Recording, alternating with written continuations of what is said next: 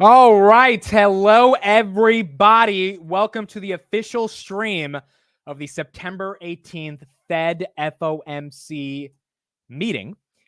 We will find out in about 10 minutes what the decision is, whether it is a rate cut, no rate cut, a rate hike, or if it is a rate cut and we have 25 or 50. So a bunch of different scenarios. And we're going to find out after that at 2:30 what JPOW has to say in terms of his comments. Now, at 2 p.m., we've seen some crazy stuff kind of already happen over the past couple of hours. Robinhood actually made a nice little run. Where is it at right now? Robinhood broke through 23. Now it's at 22.82. It's almost like nothing happened, but it was at 23.10 during like the last 40 minutes. I think this run up right here was the market saying, hey, we think it's going to be 50 and we like it. Or maybe the market saying, hey, it's going to be 25 and we like it. But regardless, the market kind of was buying the FOMC news, and then we've got a little bit of a sell-off here. S&P 500 is going green right now. Entire market, even NVIDIA was at 114 now. NVIDIA's at 115. Kind of feels like the market is saying, okay, so we think it's going to be good, whatever happens, and we're ready to buy. But at 2 p.m., I don't know if we're going to get the exact answer that we're looking for, or if we're going to get any clarity. So, for example, at 2 p.m., we might get 25 or 50, and the market might have a short-term reaction. But until JPOW speaks, and until he says the stuff that we really care about, which is, why are you cutting? Is it about inflation coming down, or is it about unemployment going up, or is it both? What is the trajectory of your cuts? Meaning, will those cuts continue for another 100 basis points into the year, 75 into the year? Right now, I think it's projected at 75, 200 cuts in total by the end of next year. Like, I think we're waiting for all these details. So I don't know if the market's really going to react at 2 p.m. We're going to react at 2 p.m. I'm going to react at 2 p.m. But I don't know if the market will. At 2:30 to like kind of 3:30, that's when I think we'll see the market bake in and decide if they like it or if they don't like it. All right. I hope everyone is excited. Thank you, everybody, for being here today. Let's do the final poll. See what you guys think. 25 or 50. From every poll I've asked over the past couple of days, the answer has been 25 for the majority of people that voted. And this is a big one, folks. This is a big one. This is bigger than the September 6th jobs report. At the end of the day, the market kind of knew what the jobs would be like. And although it came down 20,000 below expected, it wasn't, there was an understanding that, hey, we would get between 120 to 130,000 jobs. It came in at 140, a little bit lower than what the market wanted, but they knew we would get at least to 120. So that was okay. For the past 14 months in a row, we knew with almost 100% chance of certainty what the Fed was going to do. And it was that they're not going to cut. Only in the May meeting and the July meeting, did people think there's a shot he might cut. But still, CPI was above 3% on both of those meetings. We finally got to 2.5. There was like no way anyone, I think, would like bet real money on if the Fed was going to cut in July. I did not do the Mayo bet in July because of that. Now, I don't think anyone knows. People can say they know, but I don't think anyone knows. I think we're all trying to figure it out. What's my final guess? I'll officially say I think it is 25. I'm going the safe route here. The risky route would be 50. Even though the futures are projecting 50, it's not like it's that risky theoretically, just given the probabilities on the futures. But I do think it's probably going to be 25. I mean, I think JPOW is going to give him time to breathe. Oh, wow. Look at that. Look at that. 7 minutes before the announcement went to 57.43. Remember this morning? It was 65.35. And then at one point, I think it was like 69.31. Just went to 57.43. Market's getting some cold feet. That's probably why stocks just fell after they ran up 40 minutes ago, because I think they ran up on the probability of 50 increasing, and now they're selling off on the probability of 50 potentially decreasing. I think it'll be 25. And we'll see. 62% of you say 25 in the chat. 38% say 50. And now we'll see. Why no option of hiking? Look, a hike is possible, but the probability, I think, is very low. So I don't think we're going to get a hike. I think there's a world in which they don't cut. I think that world is also very improbable. Those worlds exist. But with CPI coming down the way it is, with the labor market cooling the way it is, I don't think we're going to get a hike or a pause. We're going to get a cut. But will it be 25 or 50? Isn't this so exciting, bro? Isn't this so exciting? All of us right here at this moment are together trying to figure out the trajectory of our portfolio, which, to be honest, 25 or 50 probably doesn't mean anything like a year from now, especially 2 years from now, definitely 5 years from now. Like, I think if we pick the right stocks, they're probably going to be up 5 years from now. But it's about the moment, dude. It's about the moment. And the moment is very fun. This is way better than sports. This is cooler than politics. This is in the moment, trying to figure out if we see some green candles or some red candles. And literally one guy is going to determine if we see green or red. You got Powell right here, 36.33, Meta at 536, Broadcom's up a little bit. Nvidia's right back to where it was. Nvidia went to 113, then jumped to 115, now back at 114.88. I think the market's uncertain. And that's why we're not seeing a reversal to the upside like we did 40 minutes ago, or a mean reversal to the downside. Like, it's kind of just flat on the day. S&P is up 0.01%. Really, we are waiting for the next 6 minutes to see what ends up happening. I already have my tweet ready. I'll show you guys my tweet. I have my tweet ready. So this is my tweet. I'm assuming 25. Oh, wait, no, I have a different picture of JPOW. Why am I using that one? Oh, no, I didn't get my picture of JPOW. See, I got to do that right now. Something must have distracted me when I was trying to get my picture of JPOW. We got to do a picture of JPOW on these. He's the guy. He is indeed the guy. But this is the tweet in general. After 15 months of keeping interest rates above 5%, the Federal Reserve has cut rates by 25 basis points. The first rate hike was back in March of 2022 and was also a 25 basis point hike. Now in September of 24, more than 2 years later, we are getting our first cut of 25 bips. Our first cut of 25 bips. We're going to see. We're going to see if it happens. I might have to change that to 50. I might have to change that to 50. So we have 5 minutes left. Where are we at right here? 20. Okay, so here it is. So this is the chart. This is the website we're going to look at. So the market is expecting 5.25. Right now we're at 5.5. That means a 0.25% cut. And then you have these numbers. So it's not just the initial number that's going to pop up right here. It's going to be the interest rate projections for the first year, second year, third year, and then long term and then short term. These are the market expectations, or sorry, these are the previous. So we don't have market expectations here, but these are the previous targets. So basically the Fed said, hey, by the end of 2025, we'll get down to 4, 2026, 3, 2027, 2.9, yada, yada. So if these projections change to the downside, that means the Fed is going to be more aggressive with their cut. And if the Fed increases those, that means they're going to be less aggressive with the cut. And, the cut is going to be not as much as at least what the market was expecting from the previous term. In 3 minutes, the decision is going to be made, and we are going to see what is going to happen. Dude, if I was JPOW right now, like, what is that? What is a moment in life where you guys had butterflies in your stomach? What is a moment in your life? Like me, it was always debate tournaments. In the first round of the day, I would have butterflies in my stomach. When I was on the basketball team, I would have butterflies in my stomach before the game. And I think you resolve butterflies in your stomach when you know you're good enough to be able to do the event that you need to do. So, for example, I was okay at basketball, but I got really nervous when I got on the court, and so those butterflies never went away. And that's why I didn't end up being like, a basketball player. That, and I'm also 5'7". In debate, I would get butterflies because you're nervous, but then when it's time to debate, I would be like, all right, who's the scrub that I'm about to beat up, right? This guy can't beat me. Like, it's like, so, and I just executed in the debate.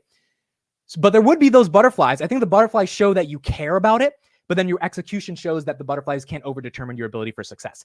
I think JPOW's butterflies right now, and if he's confident in 25 or 50, when he gets on that stage in 30 minutes, he's gonna give a really good speech, because at the end of the day, he doesn't care about what anyone thinks because he's confident in the decision he's made. And we're gonna find out. We're gonna find out. Job interviews, playoffs, court dates, piano recital. Oh, that's good, dude. When I have kids, I am putting them into piano lessons. I think I should have, dude. Piano lessons I just think it makes you so smart, like being able to play the piano, dude. That's it's incredible, and it's hard to play. I tried to learn how to play music; it's not easy. So, piano makes sense. Don't, William, you're too quick on that joke. I'm carrying a pager right now. Oh boy. All right, we got 2 minutes. 2 minutes. Oh boy. Yes, we will watch the press, the press conference together. That's at 2:30 though, so we have 30 minutes. We'll switch to CNBC as soon as we get the decision and see how the suits react to it. But we are gonna get it in a minute now, and see what happens. Oh my gosh. All right, you guys are gonna see it. You guys are gonna see how many seconds do we have left? We have 42 seconds left. We'll look at the S&P 500 as soon as we get the answer as well. and we'll see what ends up happening here. But it's about to be time. We're about to get a decision. What time is it? It is 30 seconds away. Oh my gosh, 30 seconds away. Oh boy, oh boy, oh boy, oh boy, oh boy. I got the S&P on my other screen. I'll let you guys, so I wanted to change the screen to see it. Here we go, folks. About 20 seconds left. Thank everybody for being with me here today. We are about to see, after 14 months, if the Federal Reserve cuts rates, and if they do, by how much do they cut those rates? Here we go. All right, any second, we're going to find out. If that's 5.25, it's 0.25. If it's 5, it's 50. S&P's up right now. S&P's up a little bit. S&P's pumping 0.3%. We don't have the thing on my screen. S&P's up. S&P's up 565 on the S&P. Holy crap. What's the answer? What's the answer? What's the answer? I'm looking at the same screen you guys are. Oh my God. Oh my God. Is it 5? Is it 5? If it's fucking 5 and they did 50. If it's 5. S&P's up 565. What is it? What is it? What is it? They're waiting. Is it? It's 50! It's 50! They did 50! Oh my God! They did 50! Holy shit! Robinhood's 23.16. SoFi's 836. Him 1655. Bitcoin's at 60,000. They did 50. You know, I knew I should have predicted 50, but I got scared and I said 25. Oh my God. They did 50. Hold on. Let me get out the tweet. Oh my goodness. Oh, this messes up my tweet now. I got to reword my tweet. Holy crap. The first rate hike was back in March of 2022 and was a 25 basis point hike. Now in September of 24, more than 2 years later, we are getting our first cut of 50 basis points. Oh my goodness. Boom. It's out. Holy crap. Let's go to the market. Holy crap, dude. I cannot believe JPOW actually did it. He really did it. Look at the S&P. It's up 1%. We hit 568. Dell's at 118. Robinhood, wow, 23.20. You know, this is why Robinhood hit $23 40 minutes ago, because I think the market was buying the idea that it would get 50. We got 50. Nick T from the Wall Street Journal, the Fed whisperer, strikes once again. He said it would be 50. It is 50. Apple's up 2.2%. Nvidia, 1.12%. Bitcoin trying to make a run back to 61,000. Hit it just for a second. Now back to 60,747. I don't want to get too excited because we'll see if this gets sold off. I don't want to get too excited, but the market seems like they wanted 50. IWM small caps are up 2%. Rick, if you guys know what Rick is, this company manages strip clubs. They're up 3% on the day. SoFi, 841, up 4%. Zillow, this is the chart we made yesterday about best rate recovery plays. Look at the rate recovery plays on the left-hand side of the screen. All of them are up outside of TLT, which is actually really interesting. But all of them are up. You got Tesla up 2%. Affirm is up. Robinhood 23.20. SoFi 840. Open Door 238. On our second list, all of these guys are up except Micron and Place. Ulta, Rivian, Etsy, MicroStrategy's up 4%. Carvana, Lululemon, Elf Beauty, everything is up. We got 50. Let's go to CNBC. Let's see what the suits have to say, if they like it, if they hate it, and then we'll keep going from there. Ladies and gentlemen, if you're just joining, the Federal Reserve, after 15 months of doing nothing, has cut rates by 50 basis points. On what's going on in the labor market than on inflation.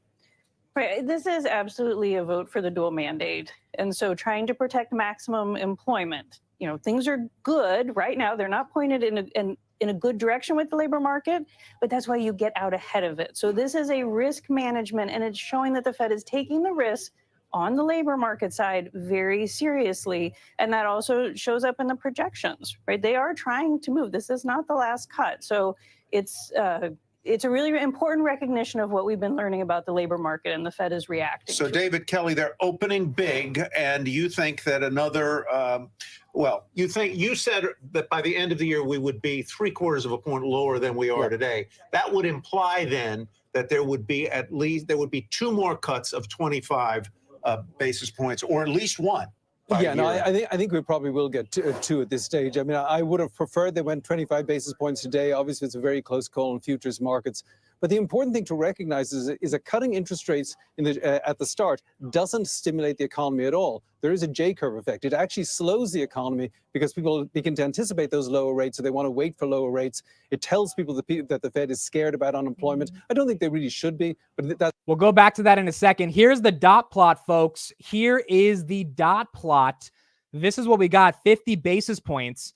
The new interest rate target is 4.75 to 5.5%. By the way, those money market funds, $6 trillion on the sidelines. I would imagine maybe if you're not getting 5.5%, you start to look in other places, or maybe you're okay with 5% or 4.75%. But we'll see how those money market funds replenish over the next couple of weeks. The dot plot signals interest rates are going to be down to 4.25 to 4.5% by the end of the year. That is 2024. There it is right there.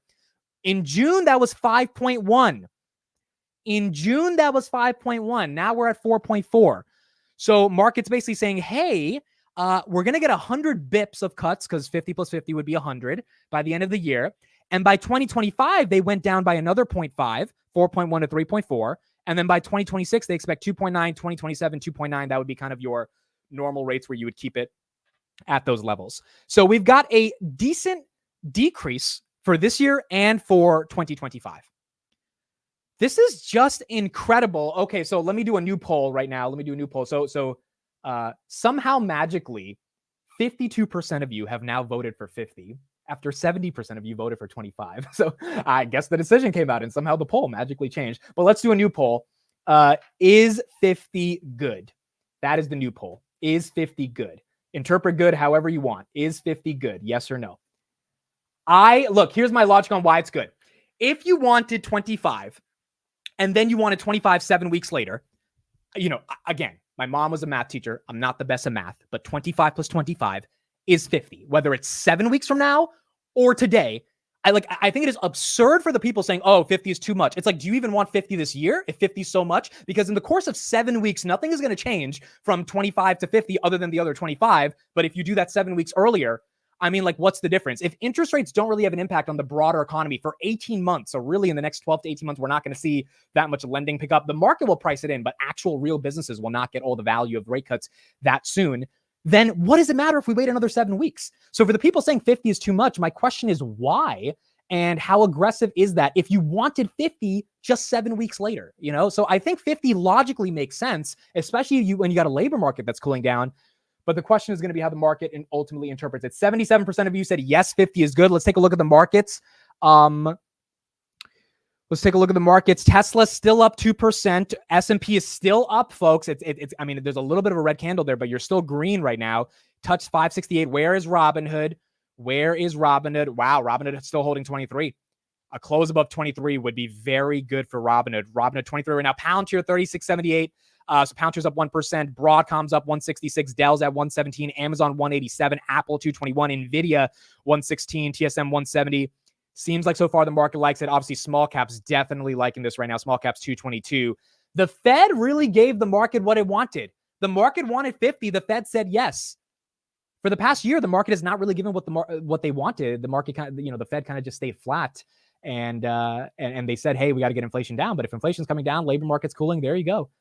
The Fed is doing what the market wants here. Let's take a look more at what the suits have to say, and then we'll keep going from there. That's the message it gives, so it undermines confidence. The reason I thought, bringing rates down from a high level is like, bringing a piano down as a flight of stairs. You've got to do it very carefully and very slowly. That would be the right way to do it. And I'm a little worried that they've started off in a rush here. But I do think this economy is strong enough to deal with it. I think we will, next year, I think we'll get 2% growth, inflation 2%, unemployment close to 4%. So I think it's still a healthy, strong economy. Does it risk in any way, Jim, reigniting inflation? Look, to some degree, it certainly could, but it really depends on what happens to the labor markets. Look, I see this as a three-dimensional problem for the Fed. Number one, where do they see the neutral policy rate being? Number two, how quickly do they want to get there? And number three, what is the employment situation? Is the employment situation going to deteriorate more quickly? What the Fed is signaling today is that they are very concerned that the unemployment rate could start to accelerate higher. So to me, yes, this could be something that might unanchor inflation. I think it's way premature to say that. I don't think that's what's going to happen. But what it does signal that they are worried that there could be a faster pace of layoffs, and job losses and things like that. So I think the markets, while they may be happy that the Fed cut interest rates, they might have to ask the question as why they're going as fast as they're going and what is the cause of that concern. So I think the why is the labor market cooling and inflation coming down. Now, the bears are saying, well, the why is deeper than the labor market cooling. It's not just cooling, it's breaking. I disagree with that. I could be so totally wrong. All the bulls could be wrong. Like the labor market might be breaking right beneath us and the government's lying about all the numbers, whatever. We'll figure that out over the next couple months and you kind of got to make your bets. But if you believe the labor market's cooling, you don't do 25 because you don't wait for a recession to cut by 75 or by 100 and do what you did in 2020 when we had the pandemic to try to signal that you're saving the economy. You do this before. You go ahead before shit hits the fan. This is what JPOW did not do in 2021 when inflation was reaccelerating. I've forgiven him for that, because we printed a lot of money. He was in a tough situation, but you don't want to make the same mistake twice. And I think today with 50, he's saying, I'm not going to make the same mistake twice. I think it is a little bit of a double-edged sword here. Claudia, what about that very interesting point that David made? And that is that perversely, sometimes cutting interest rates can slow down activity as people wait for interest rates to go even lower. Right. Well, the first thing I'd say is we know from this cycle already that the comparisons back to history are going to be really tricky. We haven't had a kind of easing cycle like what the Fed has started us into in a very long time. So and we've had a lot of what are Fed interest rates even doing in this cycle. So I think there is that issue. Now markets, and this will be a very important part of the press conference today, is this messaging from Powell about going forward with interest rates.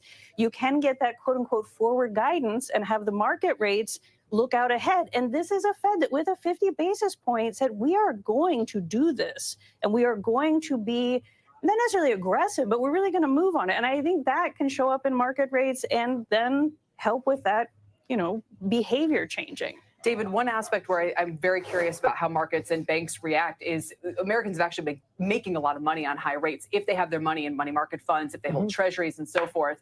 Taking things down a half point doesn't change a lot, but it might just be enough. And I'm curious what your take is to kind of start moving money around and at the margin, take a few dollars out of what's been a very lucrative place to park cash.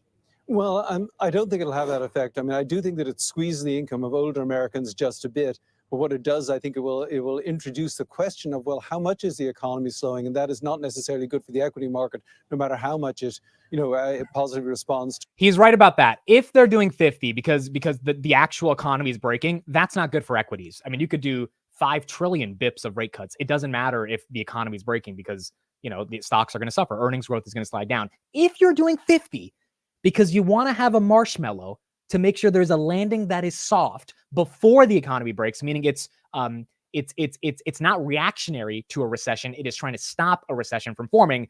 That is very bullish for the market. But if it's the other way around, obviously, stocks are not going to do well if the economy is doing bad. To what they've just done today. I mean, as I say, I think the economy is strong enough to handle this. But overall, I think the messaging is very important from here. So in the press conference, it's very important that Jay Powell stress the level of comfort with inflation. Look, we've got lower gasoline prices down 70 cents year over year. We feel good about growth, but honestly, inflation's doing even better than we thought it was. So that's why we can move today. If he stresses progress in inflation rather than worries about unemployment, then he'll do the economy a great service. And I think that'll make this a much safer cut.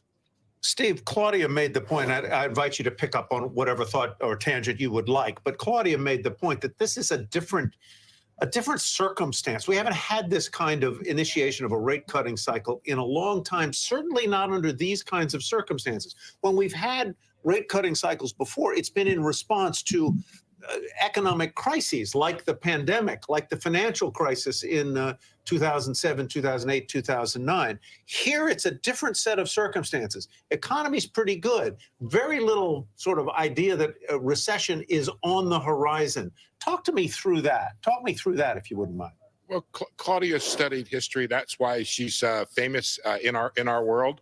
I've studied history, maybe a little bit less, and I can tell you with experience that nothing works, Tyler, in terms of comparing this to any of the cycles.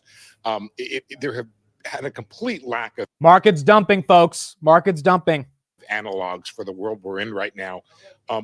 Fundamentally, it seems like what the Fed decided is this was really a transitory supply shock, somewhat exacerbated by somewhat loose monetary policy, somewhat loose deficit spending. But if you hear the Fed talk now, much of the blame ends up being on the supply side shock that kind of worked itself out. A lot of that created a background of why the heck are we so high if it was a supply shock and it's largely worked itself out? We have another half a point, maybe a full point to go, depending upon how you want to measure it. And we can get that done by being restrictive, but we don't have to be this restrictive. What Powell... Okay, a couple things, then we'll go back to him. So first of all, a couple things. First, Based Lad, thank you for the $100 super chat and then the $10 super chat. You said Harry Potter, Obama, Sonic, 10, INU, ticker, Bitcoin. I have no idea what that means, but thank you so much for the super chat. I really appreciate that. Second of all, so market's selling off a little bit. Now, what I said in the morning, and this is kind of what I thought. I've been saying this for the past couple of days of what I think will happen if we get 50. I could be wrong. I could be right. My thought on Monday was, hey, if we get 50, I think the market's going to be scared. The market's going to be upset.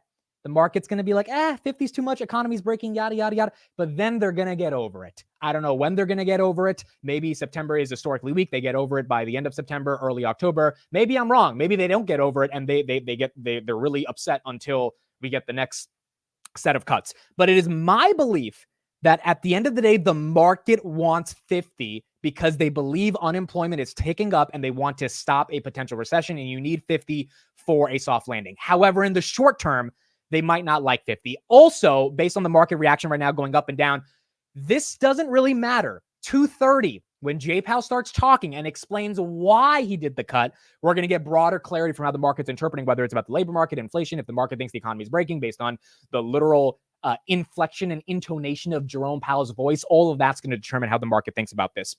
Another thing that's very interesting, take a look at this, folks. 11 out of, 1, 2, 3, 4, 5, 6, 7, 8, 9, 10, 11. Yeah, 11 out of the 12 members voted against or voted for the cut. Only Michelle Baumann voted for a 25 basis point cut. 1, 2, 3, 4, 5, 6, 7, 8, 9, 10. Yeah. So 11 out. So yeah, it's 11 because there's 12 people. 11 out of 12. So a majority of them said, hey, we don't want 25. We want 50. There was only one that wanted 25. It's supposed to be as unanimous as it can be. So when it was 11 against 1, you got, our boy Bostic, who came out with a video last week. Goolsby didn't vote in this one, but he voted in the last couple ones, and he was trying to get the July cut.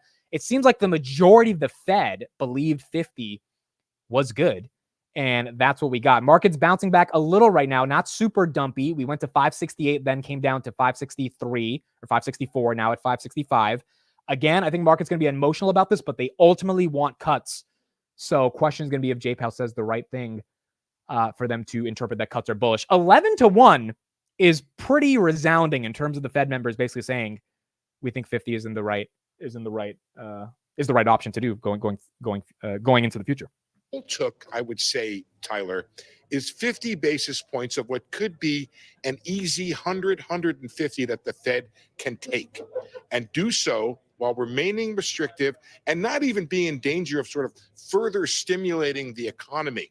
The game now is going to be restraining the market and its forward pricing of where the Fed is going, because that forward pricing, Tyler, as you know, works itself into the real economy through the floating rate mechanism that allows businesses to go out and borrow at tomorrow's yield. And that's where the stimulus comes from. So now we begin a game of the Fed on top of the horse, holding the reins and figuring out how much to let out the reins and how much to pull back. Right now, they let it out 50. It's a great point, Steve, to emphasize, that's where a lot of this will hit the real economy. And in some ways that move's already been made, and we'll see how markets react. And on that point, Jim Karen, I just wanted to point out, if you told me that they were going to cut 50 and asked me what I thought the stock market reaction would be, I could go either way. The reaction so far has been positive, though, and that seems to be a sign that they're taking the kind of this will be stimulative on the margin and keep the soft landing intact story, as opposed to we're at the beginning, like Tyler was saying, of a recession, and as we've seen with past cuts of this size. Yeah, I think the market's signaling that this is a step in the right direction for the soft landing. I want to pick up on one thing that Steve Leisman said, because I think the eye on the prize here, what we need to be focusing on is where the terminal rate is. Where they begin this journey to cutting interest rates is an interesting point to talk about today. But what the markets are going to focus on ultimately is where do they end? So the faster they start cutting today, that means they might go slower later on. In other words, they get this move done with, and we get the stimulus that the economy needs from rate cuts. And yes, that's positive for markets. Markets will view that as a very positive thing. But remember, what markets are we talking about here? So ultimately, if the Fed goes 50 basis points, goes very aggressive, cuts 100, 150 basis points, does that mean that their terminal rate, do they end at 4%? Do they end at 3.5%? Because right now the bond markets have been pricing for the Fed to cut 200, 250 basis points. If that doesn't happen, that represents a disappointment to that asset class, and that could lead to a sell-off maybe in 2025.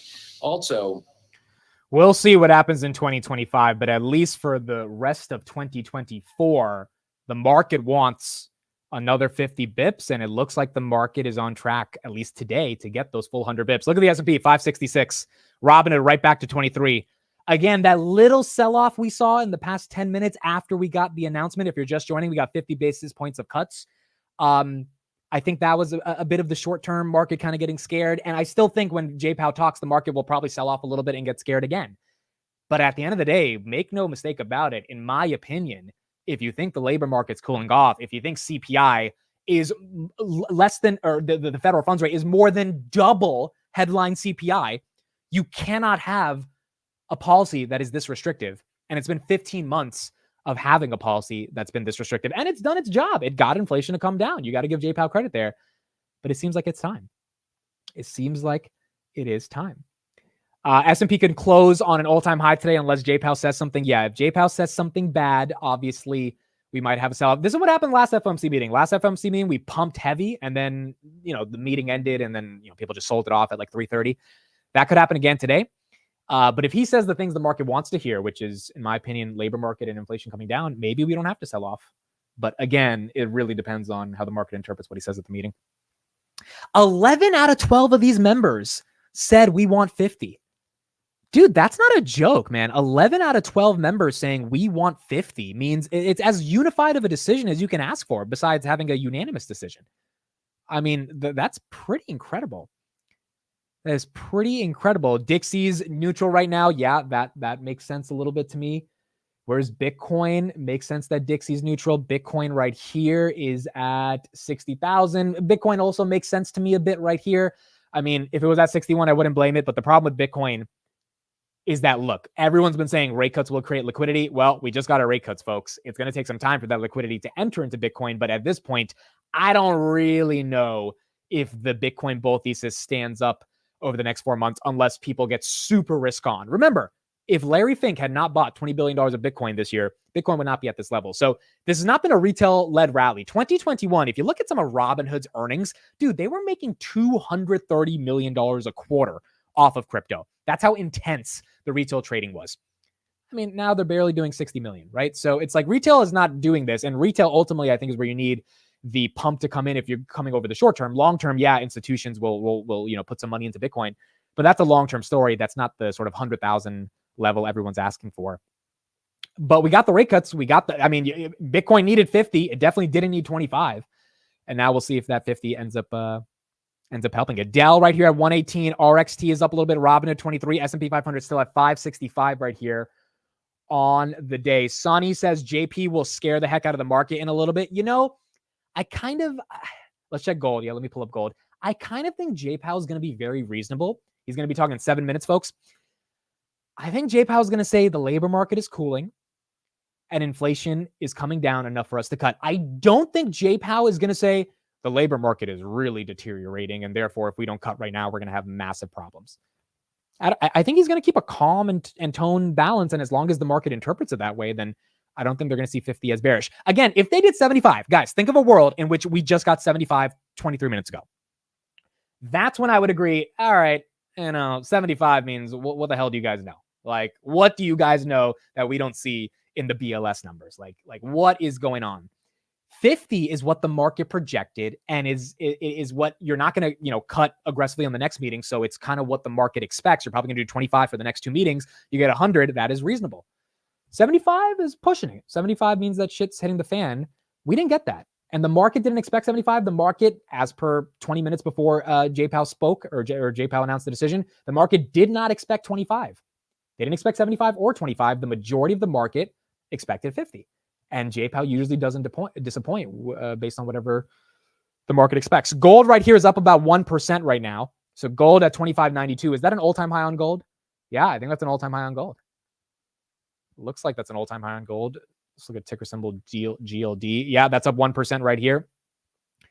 Yep, that's all-time high on gold. Yep, all-time high. GLD is a good proxy for like actual gold, but GLD right here, 25%. If you told me gold was going to go up 20, dude, gold has not moved. Gold was it took 10 years for gold to double is what I'm trying to say. Gold was at the same prices back in 2011, 2012. It took a long time for gold to double. And now in a year, you've got gold up 25%, which is pretty insane, dude. I mean, like rate cuts are bullish for gold as well. So rate cuts are bullish for pretty much everything except the idea that you're cutting because you think a recession's coming. Other than that, if you avoid the recession, if you have the Goldman Sachs chart that came out yesterday, if you avoid a recession after the first rate cut, markets go up on average by 10%. If you fall into a recession after the first rate cut, yeah, it's over. You're done. And my belief is that Q3 earnings has been strong enough along with rate cuts to justify that we are going to have good guidance for Q4 and that the numbers are going to be strong enough to take the market to higher levels, because ultimately you'd get a better return being in equities than in anything else. And so far, I guess 50 is kind of leading up to that. Steve says Powell has no power to cattle the market. It's the people that listen to him and are looking for something to panic about. I agree with that. I agree with that. And remember, we had 2 former vice presidents of the Fed, Bill Dudley and the other guy. They came out the other day, yesterday and Monday, and they said 50. And Jay Powell listens to people. I mean, he at least sees the interview. He he probably has their phone number, but I would imagine Jay Powell is getting some of this commentary. And then when he gets to talk to his members in the boardroom, I imagine he relays some thoughts and they come to a conclusion. Also, by the way, dude, if everyone thought, and I'm pretty sure a majority of people in the chat right here thought that July they should have cut, then we're already one time segment behind on the 25 bips. Meaning if we cut in July and we cut today at 25, it would have been 50. So we're just doing it all at once. That's why I also think the market is not selling this off as aggressively. We'll see what happens in 2:30 when JPOW speaks in 4 minutes. But I think the market expected July, not expected to the point where they were willing to really bet on it, but they kind of like thought, hey, it wouldn't be the biggest thing in the world if we got it in July. We didn't get it. The market was like, all right, we probably knew we weren't going to get it, but it's not horrible that we didn't get it. And then 2 months later, or actually 4 weeks later at Jackson Hole at the end of August, Goolsbee, Bostic, JPOW, all of them are talking about the labor market. And if all of them are talking about the labor market, the one remedy the United States federal government or the Federal Reserve has on helping the labor market is by making the cost of capital and borrowing easier for businesses so that they don't have to fire employees and so that they can expand and hire more employees so that people can have jobs. And you do that by lowering rates. And that's what we're seeing right now with this decision. Thomas says, yeah, if the Fed thought they should maybe cut in July, they're better off waiting till now and doing 50 based on the incoming data. Yeah, and look at what's happened since July. You've had CPI go from 3.2 to 2.5, and you've had retail sales continue to do well, which means it's like things are not literally collapsing. And then you had a massive revision of 818,000 jobs. Are you kidding me? That's like a lot of jobs that we technically didn't lose, but they were, they were never hired. But if we thought they were hired, then that's like a false premise of the economy. So you've got one thing coming down, which is inflation. You've got another thing kind of going up, which is unemployment, even though it didn't literally go up, but that's because we just added to the denominator because we had a lot of immigration. But theoretically, more Americans are becoming unemployed. The JOLTS are at the lowest level since 2021, and they got revised down as well. So you've got all these factors of your mandate of inflation coming down and your mandate of unemployment basically going up. If it's a dual mandate, you've got to give 25 to the give 25 to the inflation, give 25 to the labor market. Boom, that's how you got 50. What if that's what JPOW did? What if JPOW was like, hey, inflation's coming down, that deserves 25. Labor market's cooling off, that deserves 25. Boom, 25 plus 25 is 50. And for the past 2 days, I've been freaking out trying to figure out what they're going to do. And JPOW's been just chilling for the past 2 months because he knew 25 plus 25 equals 50. and we don't have to think too much about it. Maybe it was that easy. Maybe it wasn't, but the answer is today we did get 50. All right, JPOW is going to be speaking in about 1 minute. Let's switch to CNBC, and we'll keep going from there. Clear, because of where the decision landed, that the Federal Open Market Committee had a lot to talk about in the last few days, last few weeks, and so he's going to come out and communicate the plan. And so I don't want to hazard a guess as to exactly what that is. Now, the action is pretty dovish today, so going more dovish might, push the markets even further. And I think if you look at the summary projections, you don't have Fed officials on their own going much, much more dovish than where, say, the markets are right now. I think a lot of it is just explaining where we're at and where we're headed, and largely there seems to be some agreement between the Fed and the market. So they don't, he doesn't need to do anything too fancy here. Can we go all the way back to our conversation in the last hour with Elizabeth Warren? I'd like to ask an economist, how much of the inflation that has taken place over the past 3 to 4 years is related to price gouging? Literal price gouging. The pandemic kicked off a lot of disruptions, supply chains, also in the labor force, labor shortages. And we are going to look back, and I think the research more and more points to the COVID disruptions are the key source. Now, COVID created a lot of circumstances, right? It did shift some of the pricing power. It did. There were opportunities, and also with the war in Ukraine. So it gets into this very tricky, what's the cause, what's the problem? So, but I think we got to look back at the pandemic was We root have of to evil leave here. it there, Claudia, as the chair is now ready to speak. Let's listen. Here we go. My colleagues and I remain squarely focused on achieving our dual mandate goals of maximum employment and stable prices for the benefit of the American people. Our economy is strong overall and has made significant progress toward our goals over the past 2 years. The labor market has cooled from its formerly overheated state. Inflation has eased substantially from a peak of 7% to an estimated 2.2% as of August. We're committed to maintaining our economy's strength by supporting maximum employment and returning inflation to our 2% goal. Today, the Federal Open Market Committee decided to reduce the degree of policy restraint by lowering our policy interest rate by a 0.5 percentage point. This decision reflects our growing confidence that with an appropriate recalibration of our policy stance, strength in the labor market can be maintained in a context of moderate growth and inflation moving sustainably down to 2%. We also decided to continue to reduce our securities holdings. I will have more to say about monetary policy after briefly reviewing economic developments. Recent indicators suggest that economic activity has continued to expand at a solid pace.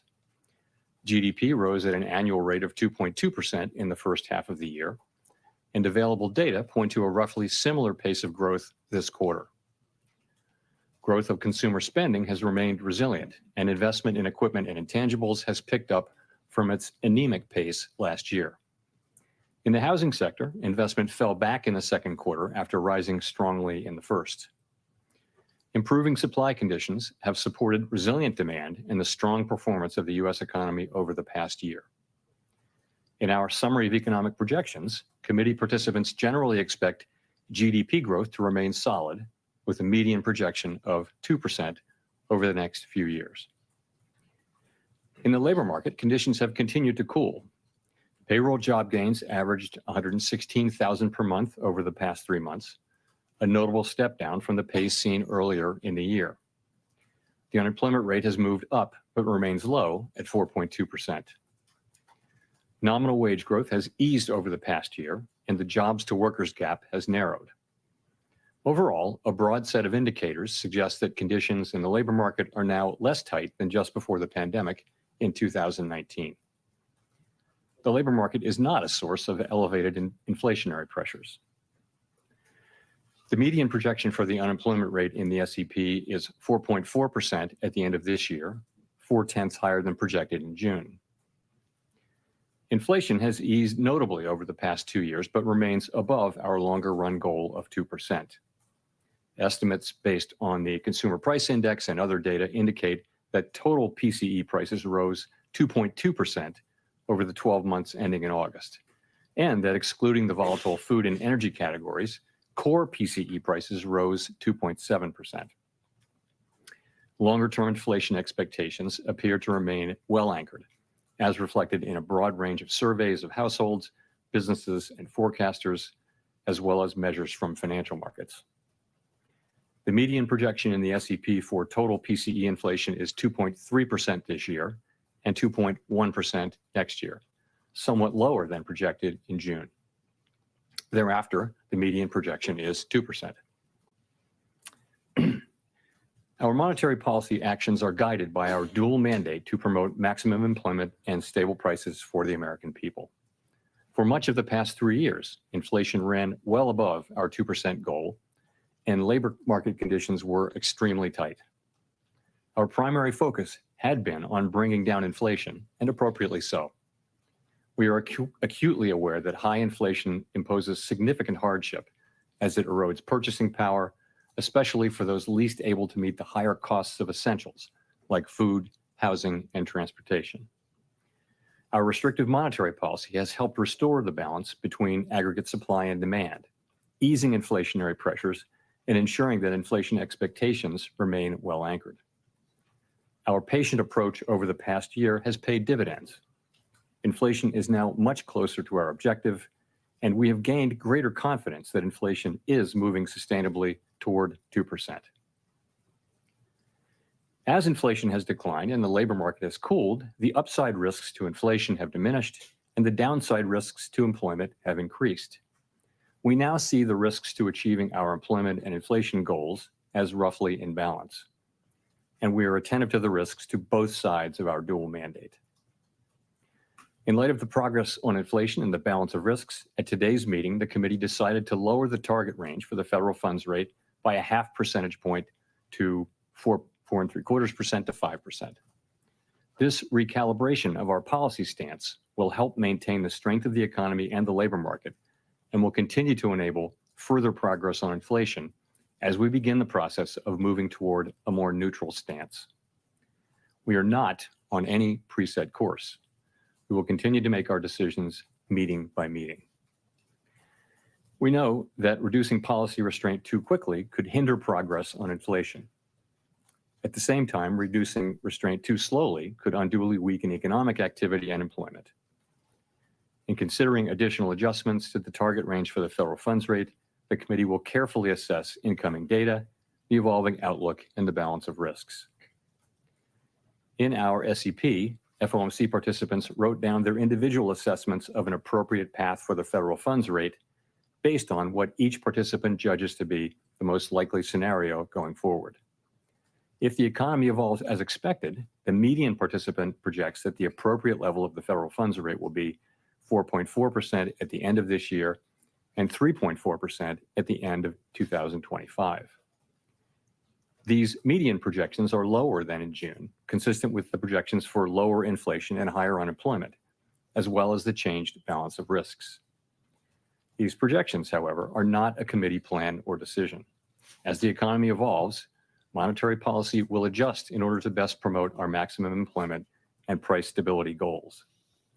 If the economy remains solid and inflation persists, we can dial back policy restraint more slowly.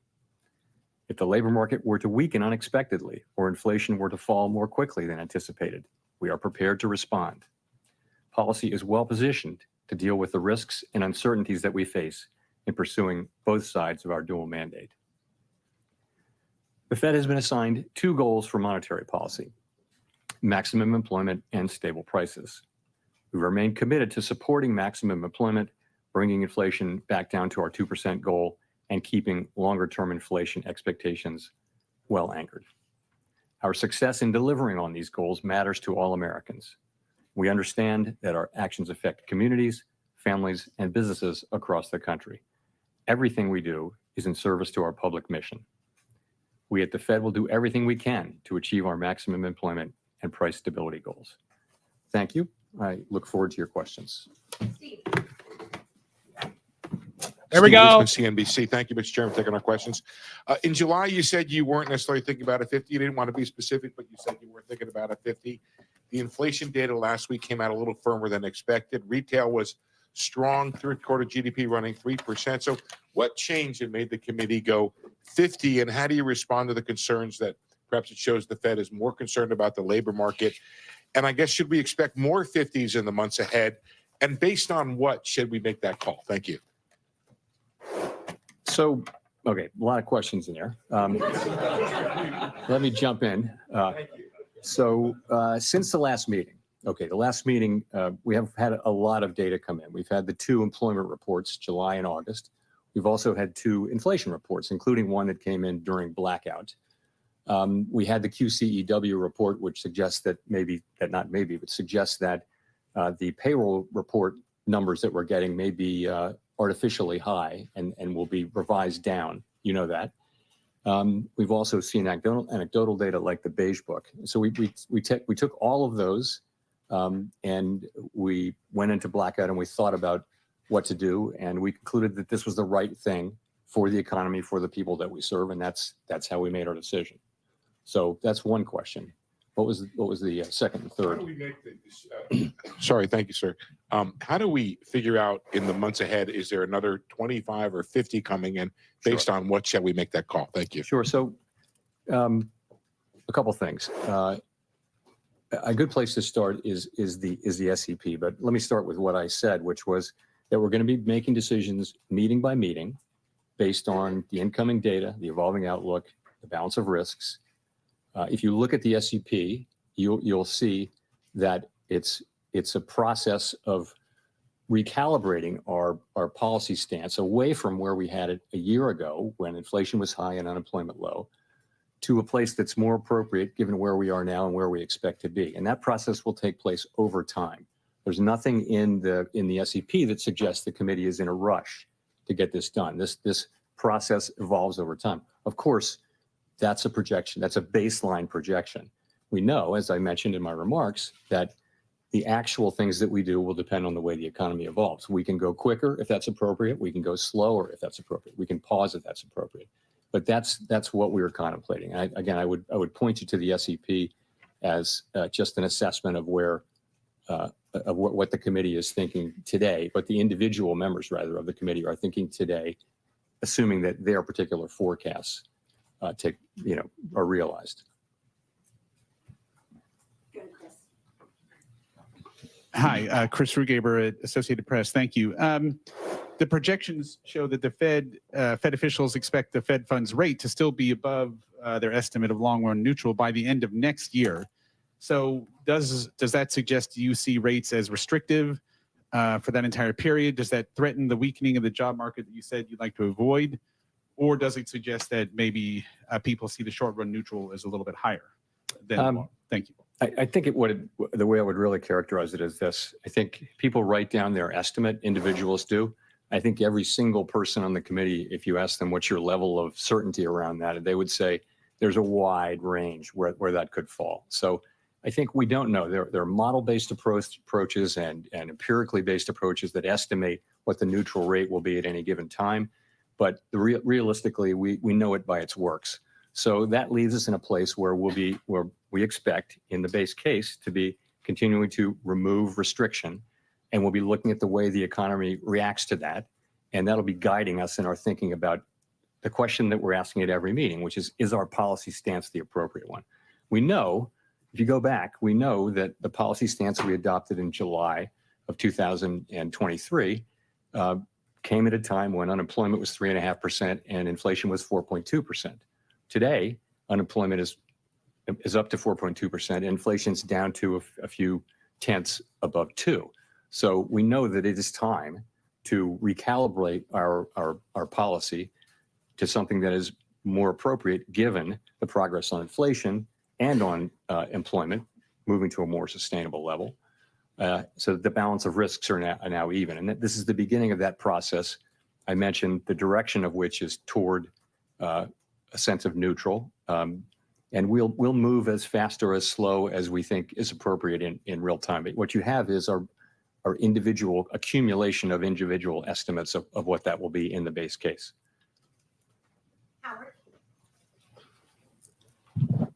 Howard Schneider with Reuters. How close was this in terms of the decision? You do have the first dissent by a governor since 2005, I think. Was the weight clearly in favor of a 50, or was this a very close decision? This is I important. think we had a good discussion. If you go back, I talked about this at Jackson Hole, but I didn't address the question of the size of the cut, left it open. And I think we left it open going into blackout. And so there was a lot of discussion back and forth, good diversity of division, excellent discussion today. I think there was also broad support for the decision that the committee voted on. So I would add, though, look at the SEP. All 19 of the participants wrote down multiple cuts this year, all 19.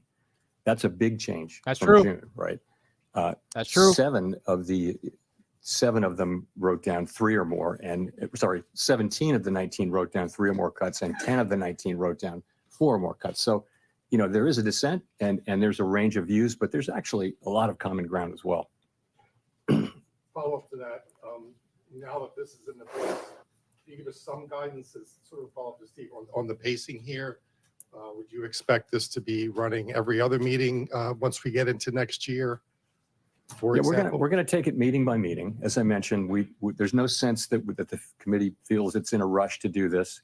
We made a good, strong start to this, and that's really, frankly, a sign of our confidence. Confidence that inflation is coming down toward 2% on a sustainable basis. That gives us the ability. We can, make a good, strong start, but. And I'm very pleased that we did. To me, the logic of this, both from an economic standpoint and also from a risk management standpoint, was clear. But I think we're going to go carefully, meeting by meeting, and make our decisions as we go.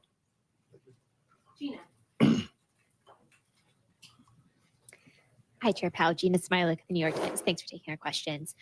You and your colleagues in your economic projections today see the unemployment rate climbing to 4.4% and staying there. Obviously, historically, when the unemployment rate climbs that much over a relatively short period of time, it doesn't typically just stop. It continues increasing. And so I wonder if you can walk us through why you see the labor market stabilizing, sort of what's the mechanism there, and what do you see as the risks? So, again, the labor market is actually in solid condition. And our intention with our policy move today is to keep it there. You can say that about the whole economy. The U.S. economy is in good shape. It's growing at a solid pace. Inflation is coming down. The labor market is in a strong pace.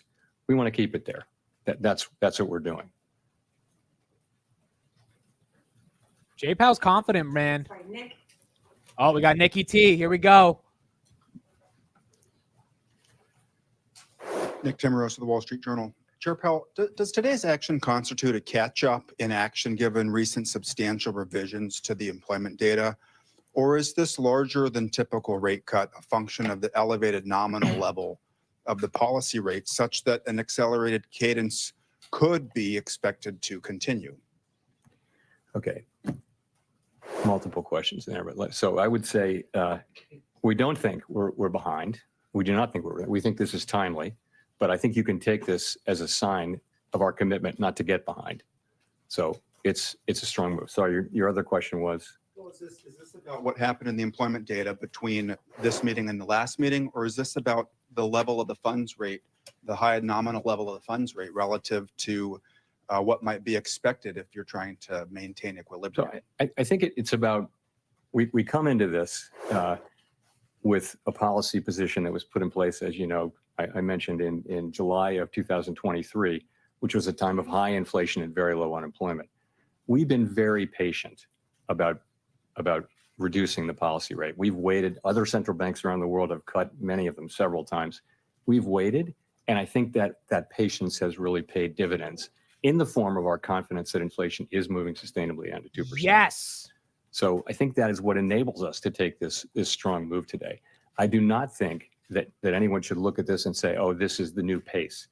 You have to think about it in terms of the base case. Of course, what happens will happen. So in the base case, what you see is, look at the SEP. You see cuts moving along. The sense of this is we're recalibrating policy down over time to a more neutral level, and we're moving at the pace that we think is appropriate given developments in the economy in the base case. The economy can develop in a way that would cause us to go faster or slower, but that's what the base case says. And if I could follow up on the balance sheet, in 2019, when you did the mid-cycle adjustment, you ceased the balance sheet runoff. With a larger cut today, should there be any signal inferred about how the committee would approach end state on the balance sheet policy? So in the current situation, reserves have really been stable. They haven't come down. So reserves are still abundant and expected to remain so for some time. As you know, the shrinkage in our balance sheet has really come out of the overnight RRP. So I think what that tells you is we're not thinking about stopping runoff because of this at all. We know that these two things can happen side by side. In a sense, they're both a form of normalization. And so for a time, you can have the balance sheet shrinking, but also be cutting rates. Such a good answer. Thank you. Such a good Colby Smith answer. with the Financial Times. Just following up on Gina's question on rising unemployment, is it your view that this is just a function of a normalizing labor market amid improved supply, or is there anything to suggest that something more concerning perhaps is taking place here, given that other metrics of labor demand have softened too? And I guess in direct follow-up to Gina is, why should we not expect a further deterioration in labor market conditions if policy is still restrictive? So I think what we're seeing is clearly labor market conditions have cooled off by any measure, as I talked about in Jackson Hole. And but they're still at a level. The level of those conditions is actually pretty close to what I would call maximum employment. So you're close to mandate, maybe at mandate on that. So what's driving it? Clearly, payroll job creation has moved down over the last few months, and this bears watching. Meant by many other measures, the labor market has returned to or below 2019 levels, which was a very good, strong labor market, but this is more sort of 2018, 17. So the labor market bears close watching, and we'll be giving it that. But ultimately, we believe, with an appropriate recalibration of our policy, that we can continue to see the economy growing, and that will support the labor market. In the meantime, if you look at the growth in economic activity data, retail sales data that we just got, second quarter GDP, all of this indicates an economy that is still growing at a solid pace. So that should also support the labor market over time. So, but again, it bears watching, and we're watching. And just on the point about starting to see rising layoffs, if that were to happen, wouldn't the committee already be too late in terms of avoiding a recession? So that's our plan, of course, has been to begin to recalibrate. And as you know, we're not seeing rising claims. We're not seeing rising layoffs. We're not seeing that. And we're not hearing that from companies that that's something that's getting ready to happen. So we're not waiting for that, because there is thinking that the time to support the labor market is when it's strong, and not when you begin to see the layoffs. There's some lore on that. So that's the situation we're in. We have, in fact, begun the cutting cycle now, and we'll be watching, and that'll be one of the factors that we consider. Of course, we're going to look at the totality of the data as we make these decisions meeting by meeting. Michael McKee with Bloomberg TV and Radio. To follow up on that, what would constitute for you and the committee a deterioration in the labor market? You're pricing in basically by the end of next year 200 basis points of cuts just to maintain a higher unemployment rate. Would you be moving to a more preemptive monetary policy style rather than, as you did with inflation, waiting until the data gave you a signal? No, we're going to be watching all of the data, right? So if as I mentioned in my remarks, if the labor market were to slow unexpectedly, then we have the ability to react to that by cutting faster. We're also going to be looking at our other mandate, though. We have greater confidence now that inflation is moving down to 2%, but at the same time, our plan is that we will be at 2%, over time. So, and policy we think is still restrictive, so that should still be happening. I'm just curious as to how sensitive you'll be to the labor market, since you forecast we are going to see higher unemployment, and it is going to take a significant amount of monetary easing to just maintain it. So You know, what I would say is we don't think we need to see further loosening in labor market conditions to get inflation down to 2%. But we have a dual mandate, and I think you can take this whole action as take a step back. What have we been trying to achieve? We're trying to achieve a situation where we restore price stability without the kind of painful increase in unemployment that has come sometimes with disinflation. That's what we're trying to do. And I think you can take today's action as a sign of our strong commitment to achieve that goal.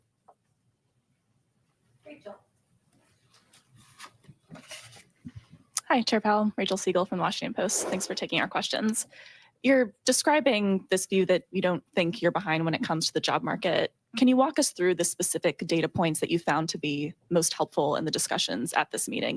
You've mentioned a couple, but would you be able to walk us through what that dashboard told you as far as what you know about the job market now? Sure. So we'll start with unemployment, which is the single most important one probably. You're at 4.2%. That's, you know, I know that's higher than we were used to seeing numbers in the mid and even below mid threes last year. But if you look back over the sweep of the years, that's a very healthy unemployment rate. And anything in the low fours is a good labor market. So that's one thing. Participation is at high levels. It's, you know, we're right adjusted for demographics, for aging. Participation's at pretty high levels. That's a good thing.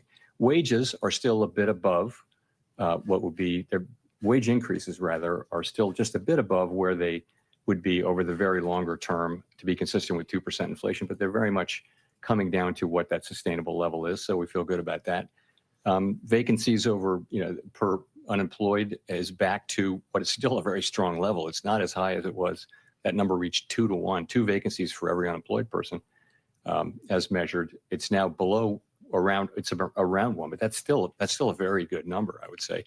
You know, quits have come back down to normal levels. I mean, I could go on and on. There are many employment indicators. What do they say? They say this is still a solid labor market. The question isn't the level. The question is that there has been change particularly over the last few months. And, you know, so what we say is as the risks, the upside risks to inflation have really come down, the downside risks to employment have increased. And because we have been patient and held our fire on cutting while inflation has come down, I think we're now in a very good position to manage the risks to both of our goals. Such a good answer. To learn between now and November that will help inform the scale of the cut at the next meeting. You know, more data, the usual. Don't look for anything else. We'll see another labor report. We'll see another jobs report. I think we get a second jobs report on the day of the meeting, I think. Or no, on the Friday before the meeting. And inflation data, we'll get all this data. We'll be watching. You know, it's always a question of look at the incoming data and ask what are the implications of that data for the evolving outlook and the balance of risks, and then go through our process and think what's the right thing to do. Is policy where we want it to be to foster the achievement of our goals over time? So that's what it is, and that's what we'll be doing. Hi, Chair Powell. Neil Irwin with Axios. We've only been running a little above 100,000 jobs a month on payrolls the last 3 months. Do you view that level of job creation as worrying or alarming, or would you be content if we were to kind of stick at that level? And relatedly, you know, one of the welcome trends of the last couple of years has been labor market steam coming out through job openings falling rather than job losses. Do you think that trend has further to run, or do you see risk that further labor market cooling will have to come through job losses? So on the job creation, it depends on the inflows, right? So if you're having millions of people come into the labor force, and you're creating 100,000 jobs, you're going to see unemployment go up. So it really depends on what's the trend underlying the volatility of people coming into the country. We understand there's been quite an influx across the borders, and that has actually been one of the things that's allowed unemployment rate to rise. And the other thing is just the slower hiring rate, which is something we also watch carefully. So it does depend on what's happening on the supply side. And on the beverage curve question, yes. So we all felt on the committee, not all, but I think everyone on the committee felt that job openings were so elevated that they could fall a long way before you hit the part of the curve where job openings turned into higher unemployment, job loss. And yes, I mean, I think we are, it's hard to know that you can't know these things with great precision, but certainly it appears that we're very close to that point, if not at it, so that further declines in job openings will translate more directly into unemployment. But it's been a great ride down. I mean, we've seen a lot of tightness come out of the labor market in that form without it resulting in lower employment. Thanks, Chair Powell. Edward Lawrence, Fox Business. So we've heard some speculation that you may be going with the federal funds rate to 3.5%, maybe under 4%. And there's basically an entire generation that has experienced zero or near zero federal funds rate. Now, some think we're heading in that direction again. What's the likelihood that cheap money is now the norm? So this is a question, and you mean after we get through all of this? It's just a great question that we can only speculate about. Intuitively, many people anyway would say we're probably not going back to that era where there were trillions of dollars of sovereign bonds trading at negative rates, long-term bonds trading at negative rates. And it looked like the neutral rate might even be negative. So people were issuing debt at negative rates. It seems that's so far away now. My own sense is that we're not going back to that. But, honestly, we're going to find out. But it feels to me and that the neutral rate is probably significantly higher than it was back then. How high is it? I just don't think we know. We only know it by its works. One more. How do you respond to the criticism that will likely come that a deeper rate cut now before the election has some political motivations?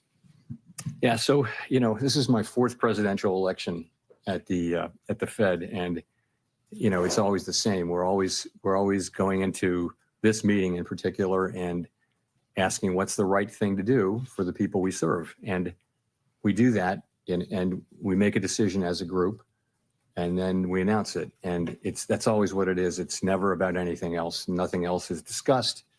And I would also point out that the things that we do really affect economic conditions for the most part with a lag. So nonetheless, this is what we do. Our job is to support the economy on behalf of the American people. And if we get it right, this will benefit the American people significantly. So this really concentrates the mind. And, it's something we all take very, very seriously. We don't put up any other filters. I think if you start doing that, I don't know where you stop. And so we just don't do that. Jolene. Thank you, Chair Powell. I'm Jolene Kent with CBS News. My first question is, very simply, what message are you trying to send American consumers, the American people, with this unusually large rate cut? I would just say that, the U.S. economy is in a good place, and our decision today is designed to keep it there. More specifically, the economy is growing at a solid pace. Inflation is coming down closer to our 2% objective over time. And the labor market is still in solid shape. So our intention is really to maintain the strength that we currently see in the U.S. economy. And we'll do that by returning rates from their high level, which has really been the purpose of which has been to get inflation under control. We're going to move those down over time to a more normal level over time. Just a quick follow-up to that. Listening to you talk about inflation moving meaningfully down to 2%, is the Federal Reserve effectively declaring a decisive victory over inflation and rising prices? No, we're not. So inflation, what we say is we want inflation, the goal is to have inflation move down to 2% on a sustainable basis. And, we're not really, we're close, but we're not really at 2%. And I think we're going to want to see it be, around 2% and close to 2% for some time. But we're certainly not we're not saying mission accomplished or anything like that. But I have to say, though, we're encouraged by the progress that we have made.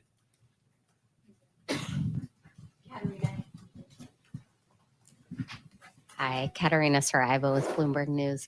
I just would love to know kind of how the committee is thinking about the persistence we've seen in housing inflation. You know, do you think you can return to 2% with housing inflation where it is? Yeah. So housing inflation is the one piece that is kind of dragging a bit, if I can say. We know that market rents are doing what we would want them to do, which is to be moving up at relatively low levels, but they're not rolling over. The leases that are rolling over are not coming down as much, and OER is coming in high. So, you know, it's been slower than we expected. I think we now understand that it's going to take some time for those lower market rents to get into this, but, you know, the direction of travel is clear. And as long as market rents remain, you know, relatively low inflation over time, that will show up. Just the time it's taking now, several years rather than just 1 or 2 cycles of annual lease renewals. So that's, I think we understand that now, but I don't think the outcome is in doubt. Again, as long as market rents remain under control, the outcome is not in doubt. So I would say it's the rest of the portfolio, or of the elements that go into core PCE inflation have behaved pretty well. You know, they all have some volatility. We will get down to 2% inflation, I believe, and I believe that ultimately we'll get what we need to get out of the housing services piece too. Some of your colleagues have expressed concern that with starting to cut rates, you could reignite demand in housing and see prices go up even more. You know, what's the likelihood of that, and how would you react to that? The housing market, it's hard to game that out. The housing market is in part frozen because of lock-in with low rates. People don't want to sell their home, so because they have a very low mortgage, it'd be quite expensive to refinance. As rates come down, people will start to move more, and that's probably beginning to happen already. But remember, when that happens, you've got a seller, but you've also got a new buyer in many cases. So it's not, you know, obvious how much additional demand that would make. I mean, the real issue with housing is that we have had and are on track to continue to have not enough housing. And so it's going to be challenging. It's hard to zone lots that are in places where people want to live. It's all of the aspects of housing are more and more difficult. And, you know, where are we going to get the supply? And this is not something that the Fed can really fix. But I think as we normalize rates, you'll see the housing market normalize. And I mean, ultimately, by getting inflation broadly down and getting those rates normalized and getting the housing cycle normalized, that's the best thing we can do for householders. And then the supply question will have to be dealt with by the market and also by government. Victoria. Hi, Victoria Guido with Politico. Just following up on some of the labor market talk earlier, you know, monetary policy operates with long and variable lags. And I'm wondering how much you see being able to keep the unemployment rate from raising too much comes from the fact that you're starting to act now, and that's going to give people more room to run versus just the labor market is strong. And then also, if I could, following up on Nick's question, do you see today's 50 basis point move as partially a response to the fact that you didn't cut in July, and that sort of gets you to the same place? So you're right about lags, but I would just point to the overall economy. You have an economy that is growing at a solid pace. If you look at forecasters or talk to companies, they'll say that they think 2025 should be a good year too. So there's no sense that the U.S. economy is basically fine. If you talk to market participants, I mean, you know, business people who are actually out there doing business. So I think, you know, I think our move is timely. I do, and as I said, you can see our 50 basis point move as a commitment to make sure that we don't fall behind. So you're really asking about your second question. You're asking about July, and I guess if you ask, you know, if we'd gotten the July report before the meeting, would we have cut? We might well have. Wow. We didn't make that decision, but you know, wow. we might well have. I think. Wow. That's not, you know, that doesn't really answer the question that we ask ourselves, which is let's look, when at this meeting, we're looking back to the July employment report, the August employment report, the 2 CPI reports, one of which came, of course, during blackout, and all of the other things that I mentioned. We're looking at all of those things and we're asking ourselves, what's the policy stance we need to move to? We knew it's clear that we clearly, literally everyone on the committee agreed that it's time to move. It's just how fast do you go and what do you think about the paths forward? So this decision we made today had broad support on the committee, and I've discussed the path ahead. Thank you, Chair Powell. Elizabeth Schulze with ABC News. Mortgage rates have already been dropping in anticipation of this announcement. How much more should borrowers expect those rates to drop over the next year? Very hard for me to say. That's from our standpoint. I can't really speak to mortgage rates. I will say, that'll depend on how the economy evolves. Our intention, though, is we think that our policy was appropriately restrictive. We think that it's time to begin the process of recalibrating it to a level that's more neutral rather than restrictive. We expect that process to take some time. As you can see in the projections that we released today. And if things work out according to that forecast, other rates in the economy will come down as well. However, the rate at which those things happen will really depend on how the economy performs. We can't look a year ahead and know what the economy is going to be doing. What's your message to households who are frustrated that home prices have still stayed so high as rates have been high? What do you say to those households? Well, what I can say to the public is that we had a burst of inflation. Many other countries around the world had a similar burst of inflation. And when that happens, part of the answer is that we raise interest rates in order to cool the economy off, in order to reduce inflationary pressures.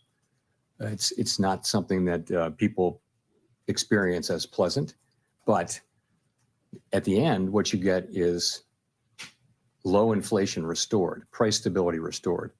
And a good definition of price stability is that people in their daily decisions, they're not thinking about inflation anymore. That's where everyone wants to be, is back to what's inflation. We just keep it low, keep it stable.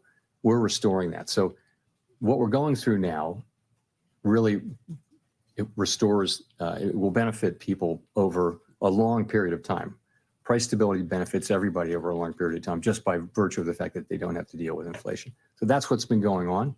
And I think we've made real progress. We don't tell people how to think about the economy, of course. And of course, people are experiencing high prices as opposed to high inflation. And we understand that's painful. Greg.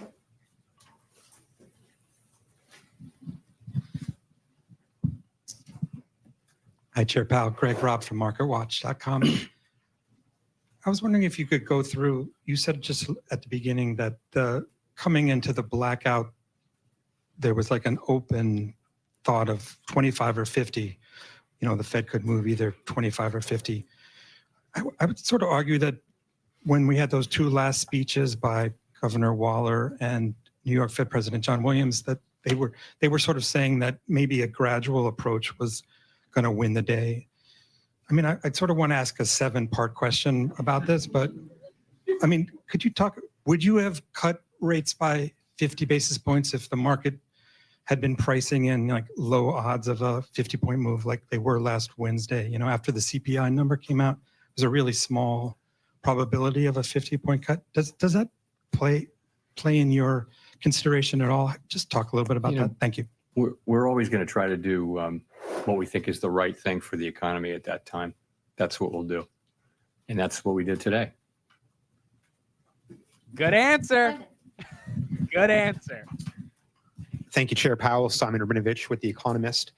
You've mentioned how closely you're watching the labor market, but you also noted that payroll numbers have been a little bit less reliable lately because of the big downward revisions. Does that put your focus overwhelmingly on the unemployment rate? And given the SEP projection of 4.4 basically being the peak in the cycle, would going above that be the kind of thing that would trigger another 50 basis point cut?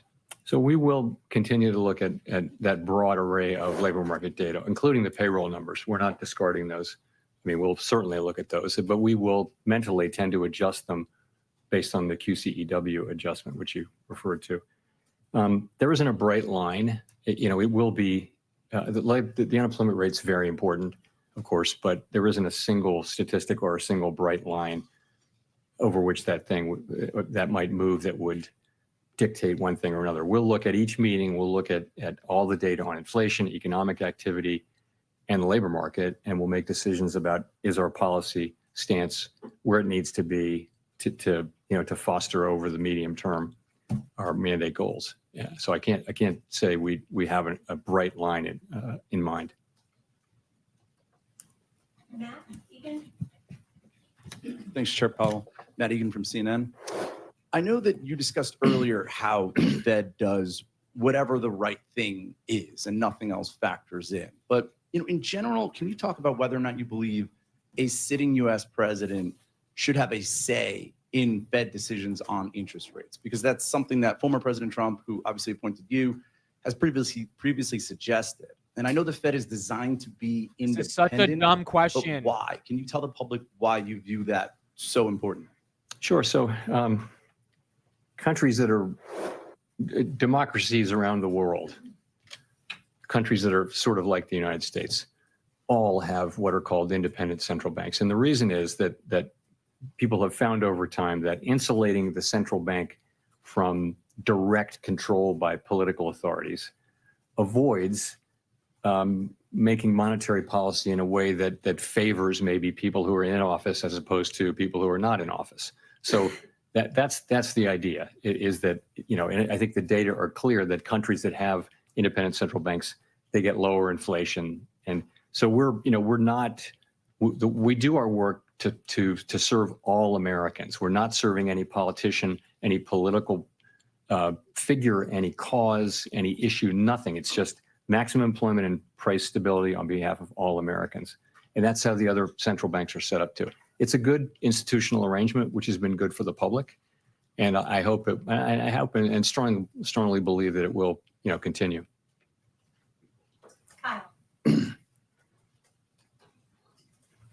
Kyle Campbell for American Banker. Thanks for taking the questions, Chair Powell. A couple regulatory developments in the past week that I want to ask you about. First, last week, Vice Chair for Supervision, Michael Barr, outlined his views for the changes to the Basel III Endgame.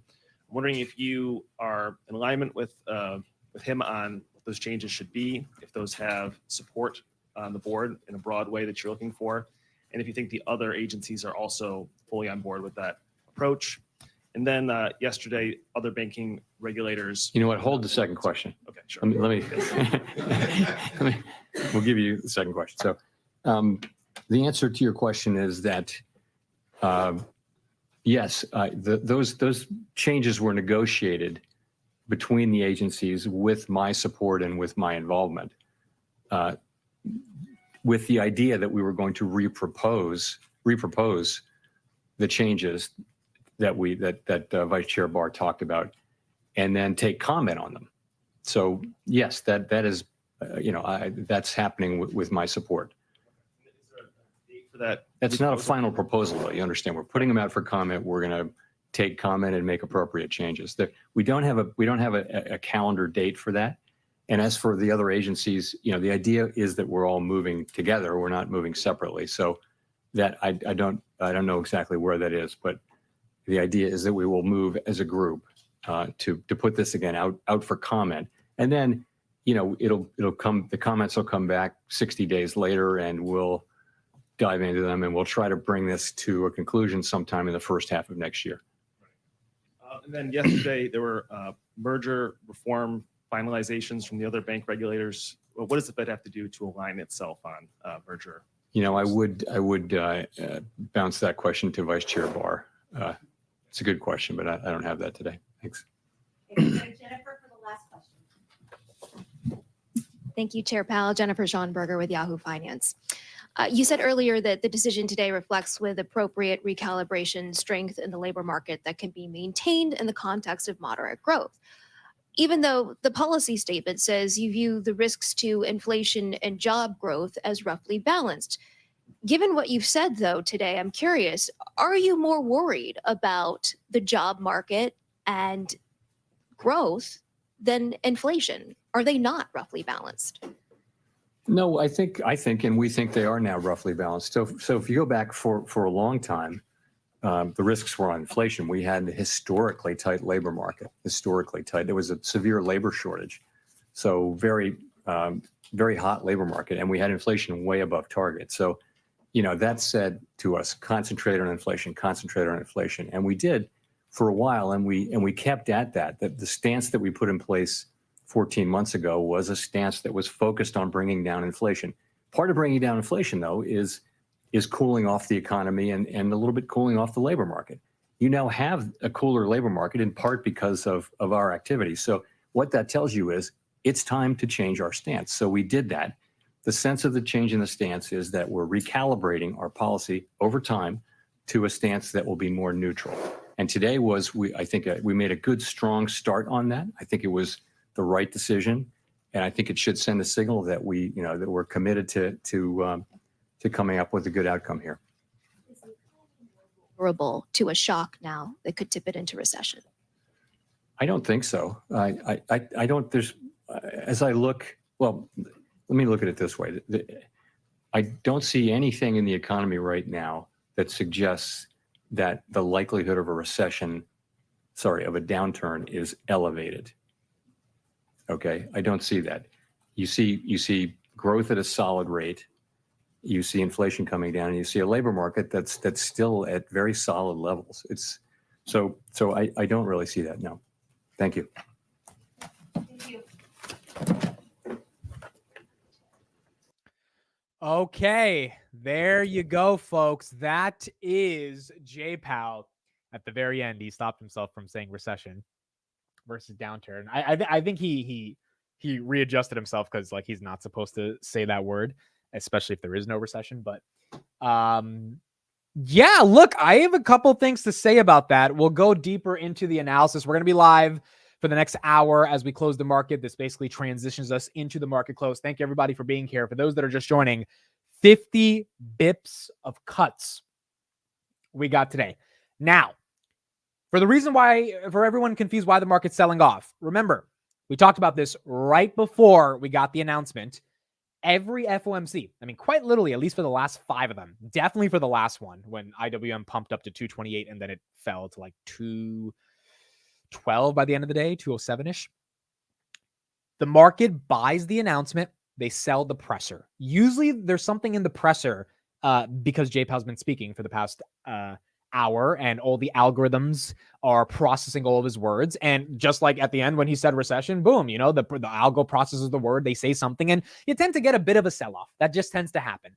So Robinhood right here actually holding up at this $23 level, which is holding up really nicely right now. But S&P basically flat. It was at 568 at one point. Palantir hit 37.05. No, we hit 37.11 on the day. Yep. Came right back down to 36.42.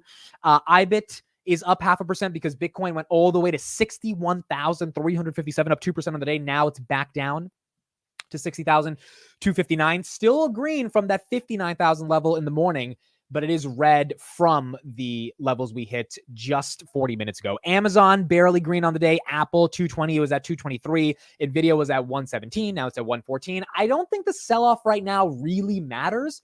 Tesla right here at 229. What really, really matters is what JPOW said. And what JPOW said, I'm going to bring up a bunch of quotes that I wrote down that I thought were really interesting, is that it is time to cut.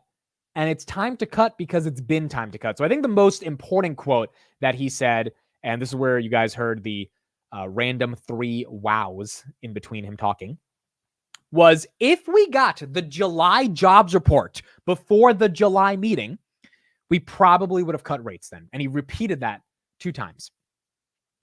Now it makes all the sense in the world why they did 50, because even if they felt if they were behind since July, then they were not going to do 25 right now. So that's the first thing. I thought that was very important, very interesting. Remember, 11 out of the 12 members, this was the most unified decision I mean, that you could ask for on something that was controversial. It's not like it was literally unanimous, but still 11 out of 12 saying, hey, it's time to do 50 instead of 25. It seems like the majority of the members also agreed with the JPOW that we probably would have cut if we got that jobs report back in July before the meeting. Now, another thing he said, this was another really important quote. We have been very patient in waiting to cut rates. That patience has paid dividends. I would have, if I was him, I would have been like, no pun intended. I would have said that, I thought it would have been funny, but whatever. We are now moving in a way that is appropriate and will continue to move based on the data we get. I think JPOW's 1,000% correct, dude. How much more patient can you be? 15 months of waiting, hiking rates to the highest they've been since 1980, aggressively hiking, waiting for 15 months. They could have cut in July, but again, if they cut in July, CPI would have been 3.2. They are now cutting 0.7% below where it was in July, 3.2 to 2.5, and 0.5% away from their 2% target. I think if you were ever going to cut by 50, this would be the time to cut by 50. You are telling the market we're a little late, but we're not horrendously late. Notice at the end, he talks about how there's no real signs of a downturn. The labor market is cooling, but it's not deteriorating. These are kind of the things we've been talking about for the past couple of weeks, that, yeah, labor market's not horrible to the point where you got to cut by 75, cut by 100, cut by 200 right now. But it's also not like, oh my God, we're adding 500,000 jobs a month. No, we're adding 100,000 and we don't even know if we can trust that 100,000 number. So we should probably start the process of loosening things up. And that's what I got from this presser today. Makes a lot of sense the way he said it. When does the cut take effect? That's a good question. I actually don't know. We are going to ask AI right now. When the Fed, because I actually want an answer to this question. I'm curious when money market funds or, stuff like that starts to reflect. When the Fed cuts rates, when do the rates actually come down? Let's see. I would imagine it's soon. Oh, wow. So when the Fed cuts rates, it happens immediately after. So often within days or weeks of the Fed announcement. So within days or weeks. So if you're getting, now it's company specific, right? So Robinhood's giving you a 5% APY. Does Robinhood go down to 4.5 or 4.75 in the next couple of days? I don't know. I don't think they would. I think they're going to kind of wait it out. Same thing with the high yield savings account like SoFi. SoFi did go down from like 4.6 to 4.5 a couple of weeks ago. But I would imagine money market funds, which again, right now, $6.3 trillion. If what ChatGPT is telling me is correct, then within the next week or 2 weeks, potentially the next day or two, you are going to get a notification that your yield is decreasing on the 6.32 trillion that is collecting 5.5% on those money market funds. I'm not using Grok. I'm using ChatGPT.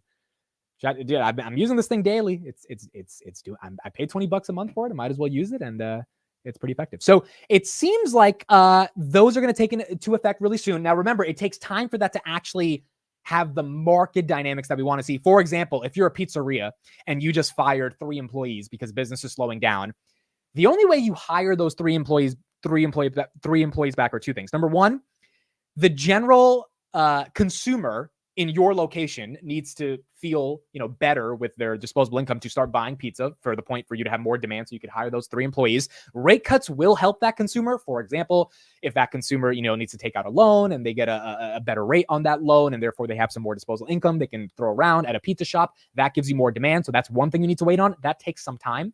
And then number 2, if you are a pizzeria that wants to get a loan from the bank, that also takes some time because you got to figure out which bank is giving you the correct percentage rate on the right loan, and it's up to banks to officially lower their cost of capital to lend out to businesses. And it might take some more time, but hopefully the volume of those loans drives up against the net interest margins that will go down if you're a bank. So this stuff doesn't happen overnight, but it starts to happen. And I think JPOW is basically saying, all right, if we were going to do 25 in 7 weeks and we're doing 25 today, let's do 50 right now and get it over with. Why are we worrying so much about trying to appease the market with 25 right now, 25 later, when in reality, we know that we should have done 50, or we should have done 25 at least 2 months ago. And now it's at 50. Markets are going green right now. This is why I think I see a lot of people on Twitter claiming victory that markets are selling off and they knew this would be a sell-off. I think it's very hard to claim victory very quickly. Robinhood's at $23.25, up almost 3% on the day. I don't know what will happen in the last 30 minutes, but these are always volatile days, and really until the market ends, you can't say if the presser was interpreted as bullish or bearish. Look at IWM up 1.35% right now. Maybe it sells off in the next 30 minutes, but if we close at a decent level, S&P at 565, basically at all-time highs, markets interpreted it as bullish. at least for today. Maybe it sells off tomorrow, but I think in general, the short-term volatility of this does not matter whether we go green or red today, whether it's green or red tomorrow. The fact is we did what we needed to do, which was get 50 out of the way. And I think that's what matters. And so I think the bulls taking victories are very short-sighted because it could sell off in the next couple of weeks. This is the worst time of the year, and I don't think it's time to take a victory lap. But I also think the bears being like, oh, we got to sell off right after the press conference ended because JPOW said the word recession, and then boom, you saw stocks go down. It's like, dude, like you can't go that tick by tick on it.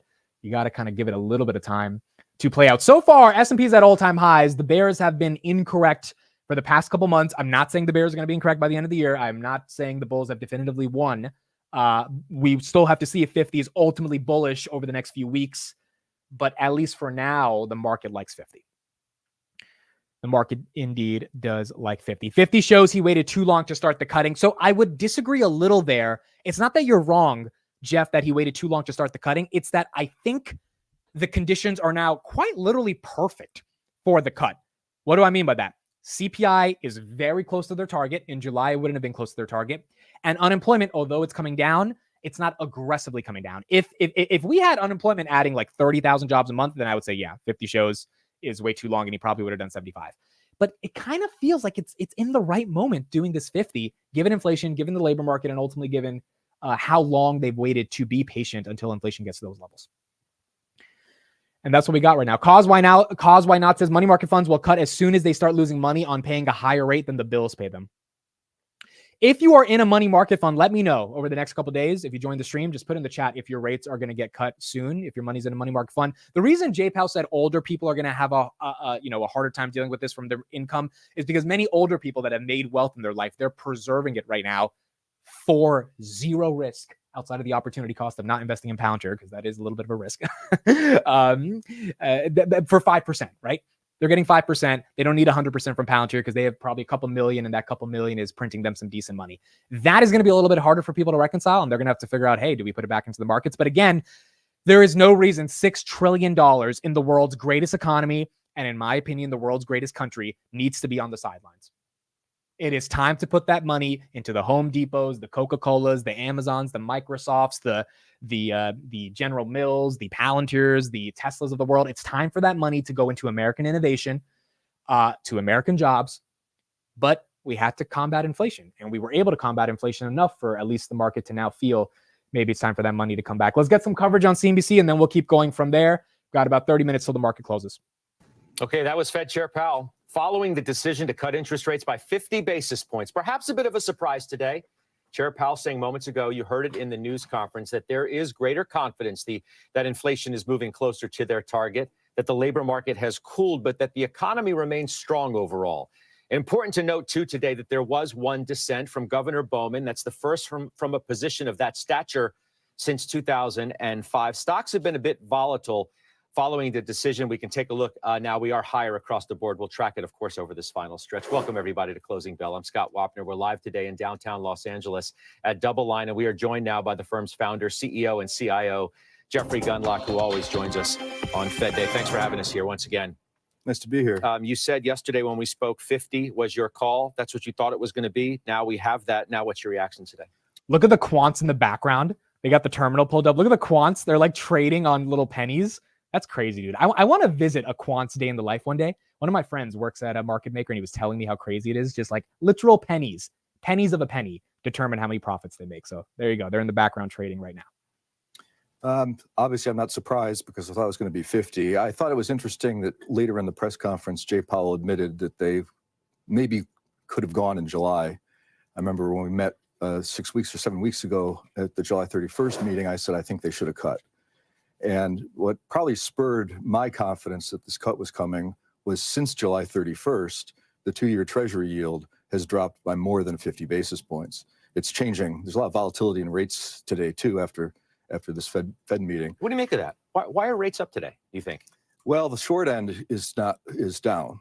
Well, it depends what minute you look at it. I'm taking a quick look. I guess it is up a little bit in yield. It did initially rally. Yeah, like two. I mean, I can look at it now as we have this conversation. 2s, 3s, 5, 7, 10, 30. Yeah. They're all those yields are up. Why? Yeah, they're all up. Well, I think that the bond market at the long end is in particular where the yields are up. And the long end of the bond market doesn't want the Fed to be easing aggressively because they're worried about inflation. The rates have come down a lot this year on the short end, not very much on the long end, and that the Fed easing strikes the long end of the market as being inflationary, and so they're building in a premium against that. I think the word of the day was recalibration. He said it a lot of times that they're recalibrating the rates. I think he seemed to relax to me. He even cracked a couple of jokes, which you don't see much from Mr. Powell. I think he felt good that he was now more in sync with the bond market. The bond market is very flat in yields from 2 years out to 5 years, even 10 years. It's right about 350, which to me suggests that the base case is that the terminal rate for the Fed funds rate, given current circumstances, is 350.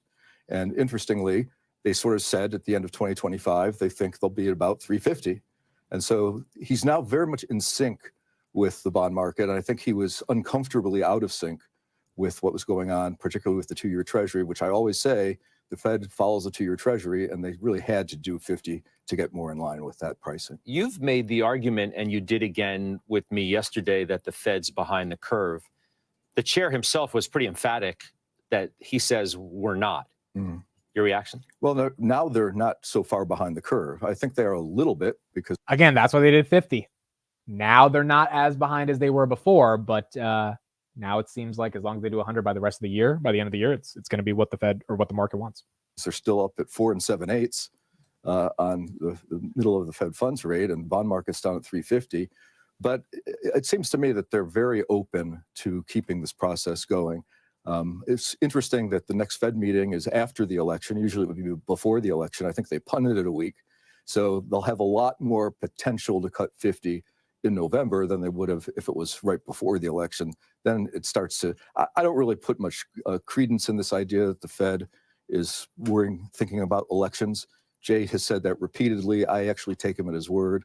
But I still think it would be rough if you did it 2 days before the election and had a 100 basis point cut. The Fed is, I think it's fair to say, never really been in what you might call the insurance business, right? They're data dependent. They react when the data suggests that they should react. Was today a bit of an insurance policy? Yes. By doing that? Because he noted multiple times the economy's basically fine, he said. The economy's solid. He went on and on about that, and multiple times.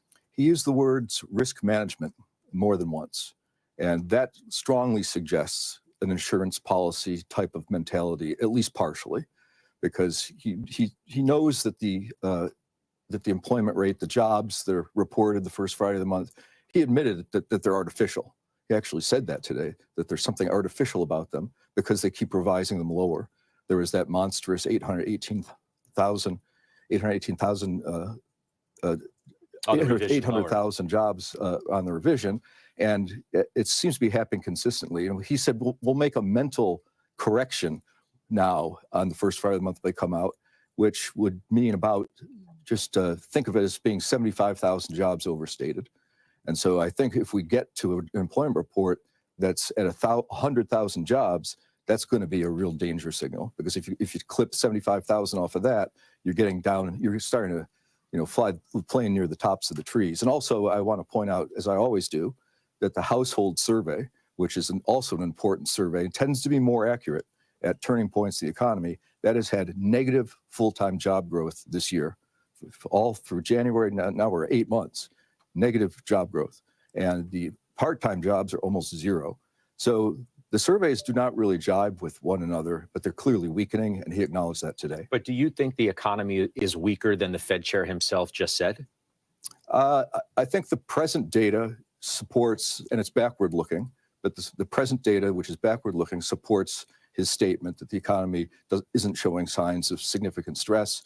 And GDP now and the most recent quarters of GDP, they're showing up at about 2% real, which is pretty solid growth. I mean, it's the growth that the CBO uses to make their predictions into the future. But I do think that the interest rate problem with credit cards in the economy is significant. I think the level of debt on the consumer is very high. And so I expect to see weaker economic data in the coming reports. I still think there's a good shot that the history books will say September of 24 was the start of a recession. Who agrees? September of 2024, start of a recession, but 50 basis points is trying to stop that recession. Let's get some more perspectives. The insurance business, but maybe that's what today really was. So, Scott, that's a right observation, except for when the Fed is essentially in neutral and trying to balance and feel the way as to where the right neutral rate is. Then it ends up being an insurance business in terms of essentially getting policy to the place where acting on the biggest risk. Remember what Greenspan used to say, guarding against the low probability, high risk event. I think that's where Powell is right now. And by the way, Scott, we may end up, I hope Jeffrey's wrong here. It's a bad bet to bet against Jeffrey. I'll acknowledge that about the recession having begun. We may end up calling this, if he's wrong, the immaculate 50 basis point rate cut. And I'll read you what Powell said here. He said the U.S. economy is what this means, U.S. economy is in a good place. Our decision today is designed to keep it there. The economy is growing at a solid pace. Inflation is coming down closer to a 2% objective. The labor market is still in a solid place. If we end up being okay here, this could be the only and the first ever immaculate 50 basis point rate cut, Scott.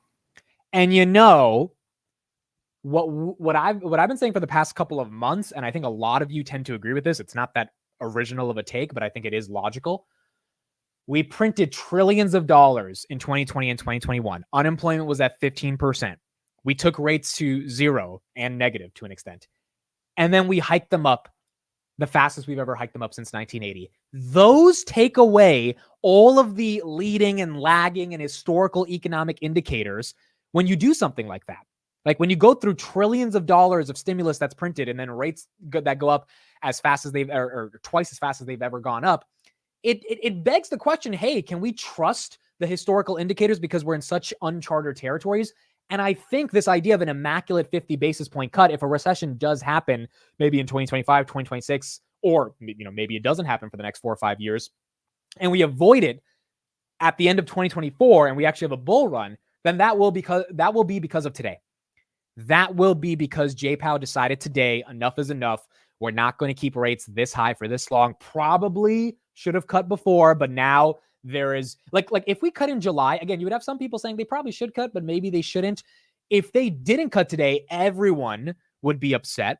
And if they only cut by 25 today, it would be predictable, but you would have a certain segment of the market saying, hey, this next jobs report, if it's bad, like what are they going to cut by 75 on the next meeting? Now, if we get bad data, as the guy was just saying on CNBC, like maybe we get bad retail sales data, bad jobs data, bad housing data, bad mortgage data, you can say, well, the Fed did what they needed to do, and now they can get a little bit more aggressive, but it's not like the Fed is legitimately 3-4 months behind the curve because they stepped up with 50 bips. And I think that's the reason they did 50. I am upset. I did not stick to my original 50 basis point bet. On Monday morning, I said, I think it's going to be 50. And then today, right before the announcement came out, I said, guys, my final prediction is 25 because I got scared. I was like, at the end of the day, JPOW's JPOW, and he's not going to be as aggressive as I thought he would be. But then when you put it together, again, hindsight is 2020. When you really look at the analysis, it really makes sense why they're doing 50. Is that going to be bullish or not for the market? We'll find out over the next few weeks. But it definitely makes sense for why we got 50. All right, we got the market close in 18 minutes. On the chat, 4,300 people voted. 77% of you said yes, 50 is good. 23% of you said no, 50 is not.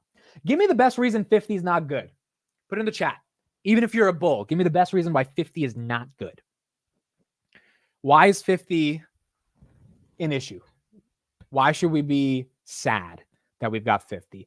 Doug says we've been pricing in this cut for a year. Okay, that's a good point. I won't disagree with that. We have been pricing in this cut for a while, but at least we got what we've been pricing in.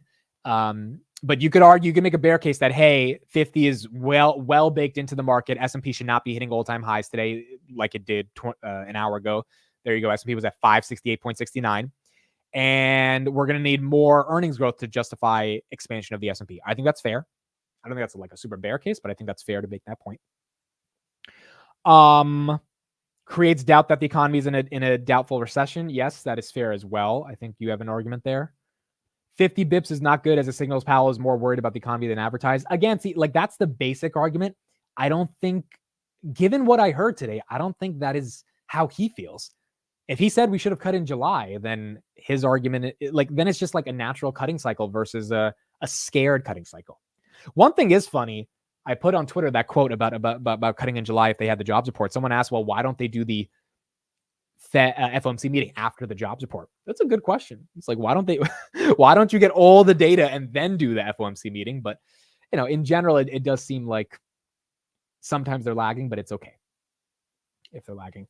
Amit, are you cold? No, I'm actually a little hot in this, but you know what? If next time we want 50, I think we got to bust out the leather jacket. Now we have to do the leather jacket every time just to get 50.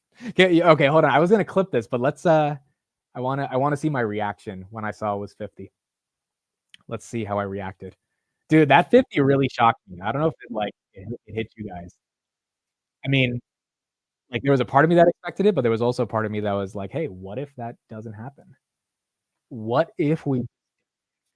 So here's my reaction. It was at 10 minutes exactly. It was, let's see if I can pull this up right here. Okay, here we go. Let's see how it was. 4, 2026, 3, 2027, 2.9, yada, yada. So if these project the market was expecting from the market was my stomach, there's a moment right here to see what is going to happen. Dude, if I was JPOW, okay, what is a moment in life where you guys had butterflies in your stomach? The press conference together. That's at 2:30 though, so we have 30 minutes. So I wanted to change the screen to see it. Okay, here we go. Oh my God, is it 5? Is it 5? If it's fucking 5 and they did 50. If it's 5, S&P's up 565. What is it? What is it? What is it? They're waiting. Is it? It's 50! It's 50! They did 50! Oh my God! They did 50! Don't tell me that you guys didn't feel the same, dude. Don't tell me that you didn't feel the same. That was crazy. They did 50. Like, we got what we wanted from the Fed, and it ended up happening. Where's the market right now? We got about 15 minutes till the close. S&P is a little red. I mean, look, Robinhood's holding up. Robinhood says, hey, we think this is going to be long-term bullish. $23 right now on Robinhood. Amazon 186, Apple 220, TSM 168, Bitcoin not getting back to 61, but still at 60. Tesla 1010 event hopefully is bullish. You had your boy Jeremy sell some of his Tesla stock yesterday, and that caught some people off guard. One of my friends is in his Discord, and he was like, people were really upset. I mean, look, I don't think it's the worst decision in the world, but before 1010 is an interesting sell. Usually you kind of sell the event, but you lead up to the event and buy. So maybe that's too quick. Maybe it was the right decision to sell before 1010, but we'll see what ends up happening with Tesla. Qs are red right now. That's because Nvidia's red. I was thinking of selling an Nvidia put for $100 November 15th. It's paying me a nice 3.7%, not a horrible return. Didn't end up selling that put. I actually thought we would sell off dramatically, not dramatically, but I thought we would get Nvidia closer to like 111 on FOMC, and that would be a better time to sell the put. And we're going down, but we're not going down as much as I wanted for the premiums to be higher. I think buying Nvidia at 100 is not crazy, but I'll let you guys know if I sell that put. Tesla's right here at 228, Bitcoin's at 60,000. IWM, wow, IWM just turned red. IWM just turned red. We got 15 minutes left as we get into the rest of the market, or we get into the market close. Do you actually want the Nvidia shares, or you want the cash return? I mean, I like the premiums on it, but if I did have to buy 100 shares at $100 on Nvidia, the cost basis would be like closer to 97. I wouldn't be too upset about that. I mean, that's not the worst thing in the world. Granted, if we have a recession, yeah, Nvidia's going to like 85. If we have a recession, Palantir is going back to 23. Like if we have a recession, all these hypothetical prices get slashed out the window because now you don't have earnings growth. Now you have rates that come down dramatically. Now you have a market that's upset. And maybe that still happens. And at that point, $100 strike is a horrible strike. But if we avoid a recession, I feel like $100 Nvidia stock is not absolutely crazy. Where's the Max 7 right now? Max 7, Microsoft's green. No, Microsoft's red. Apple's green. They dipped yesterday, though, so that makes sense. People are buying it. Meta's basically at all-time highs. Google, 160. Meta and Google should have a boost in Q3 due to election advertising. That's something we don't talk about that much, but like that should help them. I would imagine the election is going to be done in like a month and a half. So this is the time where they should be getting some of those numbers. Nvidia's at 114, Tesla's green, and then Amazon's slightly red on the day as well.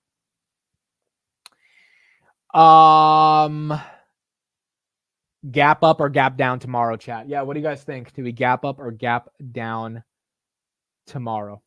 Yeah, he did not sell all of his Tesla. I didn't mean to say he sold all of his Tesla. He sold $45,000 worth of his Tesla. So let me rephrase that. Jeremy didn't sell all of his Tesla.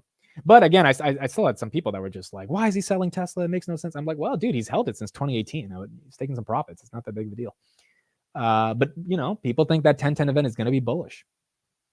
And so they are a bit confused with the sell. Someone says, economy seems very strong. Honestly, I don't see the arguments for an incoming recession. This feels like the Fed likes where inflation is heading and doesn't feel the need to put downwards pressure. That's exactly what I think. That's exactly how I think Jay Powell thought of it. Maybe Jay Powell really didn't struggle with this decision of 25 or 50. Maybe it was all of us just freaking out about it. Maybe Jay Powell kind of realized, yeah, I should have cut before. Labor market's cooling. Inflation's at 2.5. Okay, 50 makes sense. Boom. He went into that meeting, talked to the Fed members. All of them outside of Bauman were like, yeah, 50 makes sense. He's like, all right, cool. Let's go get a beer. Let's go chill out. And then for the next 2 weeks, everyone, including myself, is freaking out about 25 or 50. And in reality, Jay Powell knew it was going to be 50. Markets are going red right now. Let's see. 11 minutes until the close. Where's the S&P? S&P, there you go, down about a third. Now you're getting a little bit of sell-off. Robinhood's still holding up, but down right below 23. Palantir, 36.32. Palantir did just win a $100 million contract. We talked about that a couple days ago, but they announced it on Twitter just now, a user-centered machine learning contract for the Army. So bullish, but that's definitely baked in already because we got that news actually last Friday. This is why the Palantir community is cool, dude. We find this stuff way before they tell us. Nvidia here, now you're getting, see, I like that I didn't sell those puts. I was going to sell those puts at 115. The premium now on those puts, I would imagine, are a bit higher. Let's see. Nvidia. This is November 15th, by the way. November 15th, sell put, $100 strike. Yep. It's not that much higher, but it's another $20. So you can get about $345, which is what? 345 divided by 10,000. It's a 3.4% return divided over 2 months. It's about 1.7% a month. Again, $100 is okay if we avoid a recession. If we don't, then it's tough. But again, then you have to ask yourself, well, what causes the recession when NVIDIA is getting all this money from hyperscalers? And what actually causes that recession is the hyperscalers stop giving NVIDIA all that money. Why? Because their core businesses struggle. And if their core businesses are struggling, they don't really care about AI CapEx build out, even though technically they should because they're telling us how important it is. And so a recession stops Amazon and Google from spending $15 billion every 90 days on NVIDIA chips.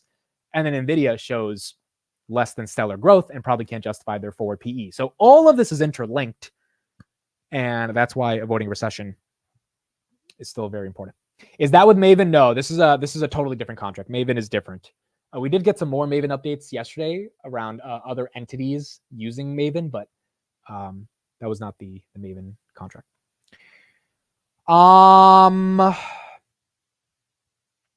Okay, let's get some more updates on this. We got 10 minutes until the market closes, or 9 minutes. Let me pull this up and get some more reaction here. All right, let's go here, and then I'm going to try to get a couple other thoughts. Here we go.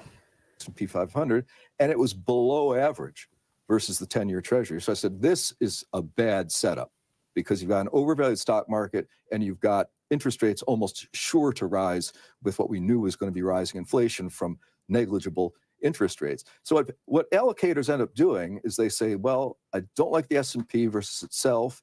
I hate the bond market. It's cheap even versus an overvalued stock market, but rates are going to go up. And so that means that stocks will not have a tailwind. They'll have a headwind of the discount rate of the forward earnings going up, and bonds are going to take the worst losses in the history of the bond market, which is what happened. So what allocators end up doing is they say, I don't want to buy the S&P. I don't want to buy the 10-year for sure. So what am I going to do? And so they turn to things that are more opaque, things that crypto aren't so just kidding rich in valuation history. And they say, you know what? You're coming to me with a blind pool. You've got a SPAC going on, and your blind pool, a lockup fund. I'll tell you what, I don't like public markets. I don't like stocks. I don't like bonds. So I'll give you money to allocate to your SPAC under one condition. You don't tell me what you're doing. Because if you tell me what you're doing, well, then I'm going to be able to map over this overvaluation analysis from stocks and bonds, and I'm not going to like what you're doing for me. So they kind of, they kind of hold their nose, close their eyes, cover their ears, and go in.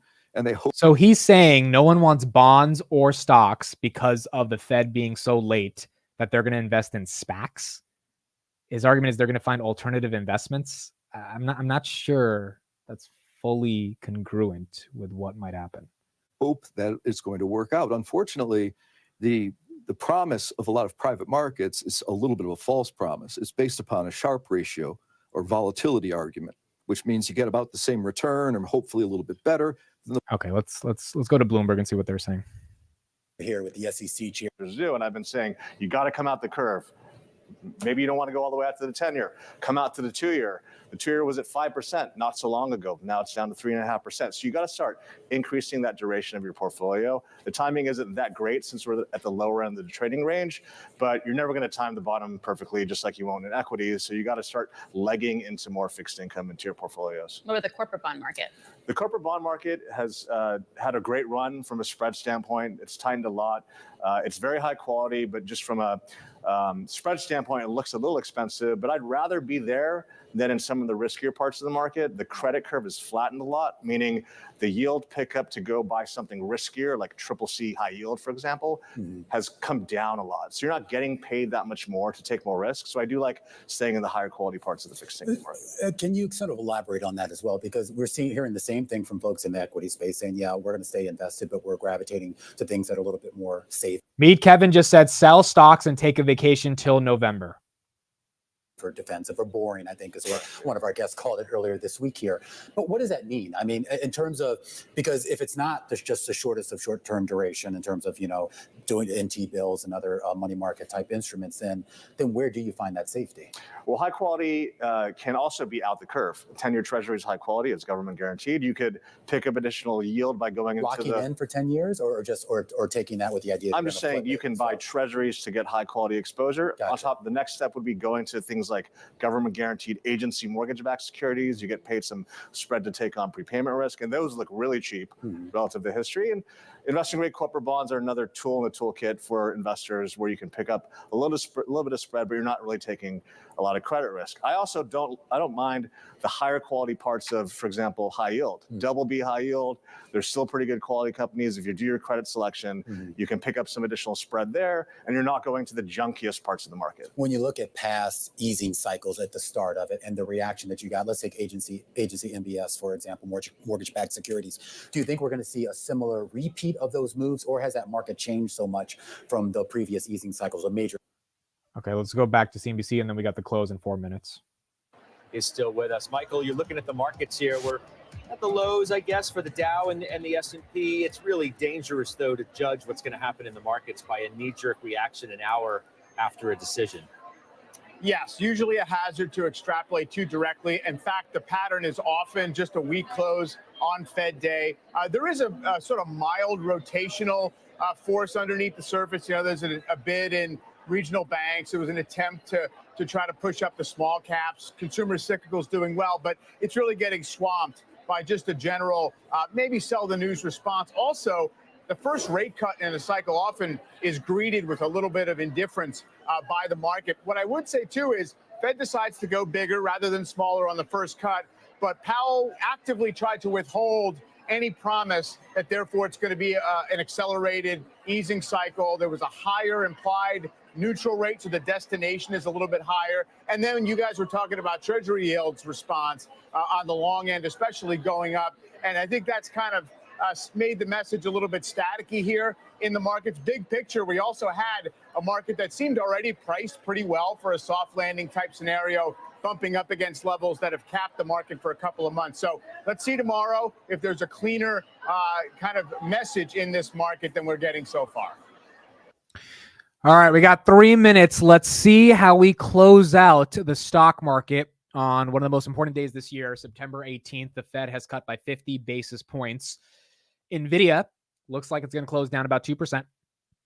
Robinhood, a close above 23 would be awesome. I don't know if the market will give us 23, but 22.95, Palantir 36.39. I think Palantir is in a whole different league of its own at this point, whether it's 34 or 36 or 32. I mean, it's done very, very well. So if it just oscillates in this range, that would be fine. Broadcom 161, Dell 116, S&P going red, IWM I think as well going basically red, 219.39. So IWM's gains taken away. Now, granted, IWM's up a decent amount since August 5th. And I believe it has outperformed the S&P. So small cap's still doing well. But I think a majority of you in the chat, along with myself yesterday, said it would probably be a sell the news on the presser. And that's what we got. Now, it's not an aggressive sell the news, but all of us have been through this for a good 5-6 months now, where it's a sell the news on the presser. It is what it is. And you kind of just move forward from there. But the broader question is, how does the market interpret the policy action? And I think they will interpret it as bullish over the next few months. But maybe, it's not super, super bullish today in the stock prices. Maybe it's priced in. But I think the short-term movement of that probably doesn't have a massive, massive tail. SoFi right here about to go red as well. Yeah, pretty much everything's going to end just slightly red, which is better than down 3 or 4%, right? I mean, remember September 6th, 2 Fridays ago? That was the worst week of 2024. So to go from that to this is not that bad, dude. I'll take that any day of the week, along with the fact that we're getting our 50 basis points. All right, here we go. Friday, the BOJ decision effects on the market. I didn't even know on Friday the BOJ was making a decision. If they're making a decision on raising rates or not, I would hope they're not raising their rates, and the Bank of Japan. And if they don't, I think that's good. If they do, that would be quite a, surprise to the markets. But I don't think it should have that much of an impact if they don't end up raising rates. All right, 4 p.m. Wednesday, September 18th. Thank you, everybody, for being here. The stock market is now closed.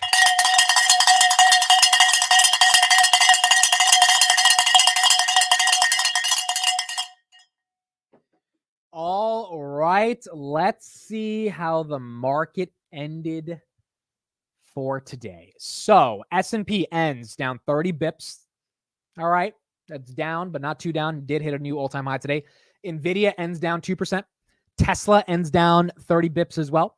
Bitcoin, basically flat on the day at 60,000, a little bit above where it was in the morning, but still flat. Robinhood, 22.95, up 1.37%. So the market at least giving Robinhood the nod here because they think eventually rate cuts are still going to be interpreted as bullish, which is good for Robinhood. Robinhood being a bull call in the market. So Robinhood right here, 22.95. IWM ends slightly green, up 0.01%. Palantir ends red by about 14 bips. Meta at 537, that's up 0.33%. Dell down 0.5%. Amazon 186, that's down a little bit. BlackRock's ETF for Bitcoin up about 0.15. TSM flat on the day. Let's look at the Mag 7. Microsoft ends down 1%. Apple up 2%. Meta, Google both green by about 30 bips. Amazon down 0.5% or 0.25%. NVIDIA right here down 2%. And then Tesla down about 0.33%. On the semis, we had pretty much red across the board. SMCI is down. Intel's down. Wow, Intel down 3.2. Intel gave back a majority of the gains they got from Monday.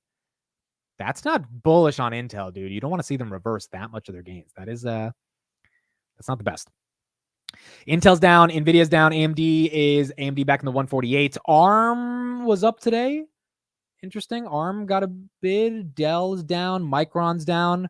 Qualcomm's down, Broadcom's down, ASML's down, and then ON Semiconductor's down. So, okay, so all of those went down. Let's look at FinTech. Affirm was green. PayPal was green. 73 on PayPal, not bad. Haven't seen 73 in a minute. Square, 66 down. Coinbase, 162 up a little bit. SoFi down on the day, and then Robinhood up 1.37% as well. Again, rate cuts are theoretically good for FinTech. There is some bearish component, but for the majority, it's decent. Where were banks today? XLF. This is the banking ETF. They are down. KRE, regional banks. Regionals were up. Interesting. So regionals still ended up on the day by about 0.5%. And then you got oil and gas. That was red today. Some of them were green. Oil still down on the day. So that's why you're seeing Chevron, Shell, Oxy, Exxon, et cetera, all go down. But that's more reaction to oil prices, not really rate cuts itself. Bitcoin's dropping. well, let's check HIMS first. HIMS was up 1.3. Bitcoin.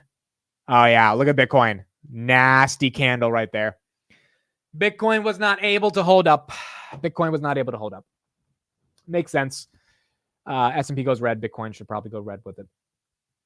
You know, the Bitcoin thing is going to be so interesting, dude. It's going to be so interesting. Like, will the liquidity finally come in? I think the asset's being incredibly manipulated right now, and retail is not trading it. So I don't know, dude. I just don't know if the money is really going to come into it. I think the broader question now, let's talk about this. So we went through all the closes for the day. Let's talk about this. What do you guys think is the next catalyst that is bullish? What is the next catalyst that is bearish? By the way, Steve, I think, should pick up. He said he'll be free right now. Let me give him a call. But put in the chat, what is the next catalyst that is bullish? What is the next catalyst that's bearish? Obviously, we know the next major catalyst is the election. And I don't know if it's bullish or bearish because, you know, the election is the election. But what do you think will be the next bull or bear run? Because we got the biggest one out of the way, which is so far the FOMC meeting. Let's see if Steve picks up right now. If not, we'll call him in a couple minutes. And we will get his thoughts on the cuts. I hate that you're using Webull. When will Vlad give us a hood desktop? Well, hopefully after the October event. I think some people have the beta already. So yeah, he's probably gonna call in a second. It'll be good to finally use that and see how that feels. Exploding pagers. Oh my gosh. That's definitely a catalyst. It's definitely a catalyst. If you haven't seen Sham Sanker's tweet today, I would recommend seeing that tweet. Unemployment data, yes. So when's the next unemployment report? When's the September unemployment report? Let me see. I think it's first Friday of October, right? So yeah, first Friday of October next month. Unemployment. Yeah, first Friday of October. So it's we got a month left until we get the next unemployment report, but that will be probably the next catalyst that could be bullish or bearish. Doug says Bitcoin has to stay above 59,450 to close above the downward channel, and we're good. Where is it at right now? 59,880. All right, so we have 400 points to stay above Doug's target. Bullish event. Amit eats mayo. Markets will fly. If I ate mayo one day and the markets went up, and then somehow that became what needed to happen, I think you guys better sell your damn stocks, dude. You guys better sell your stocks if that's what has to happen.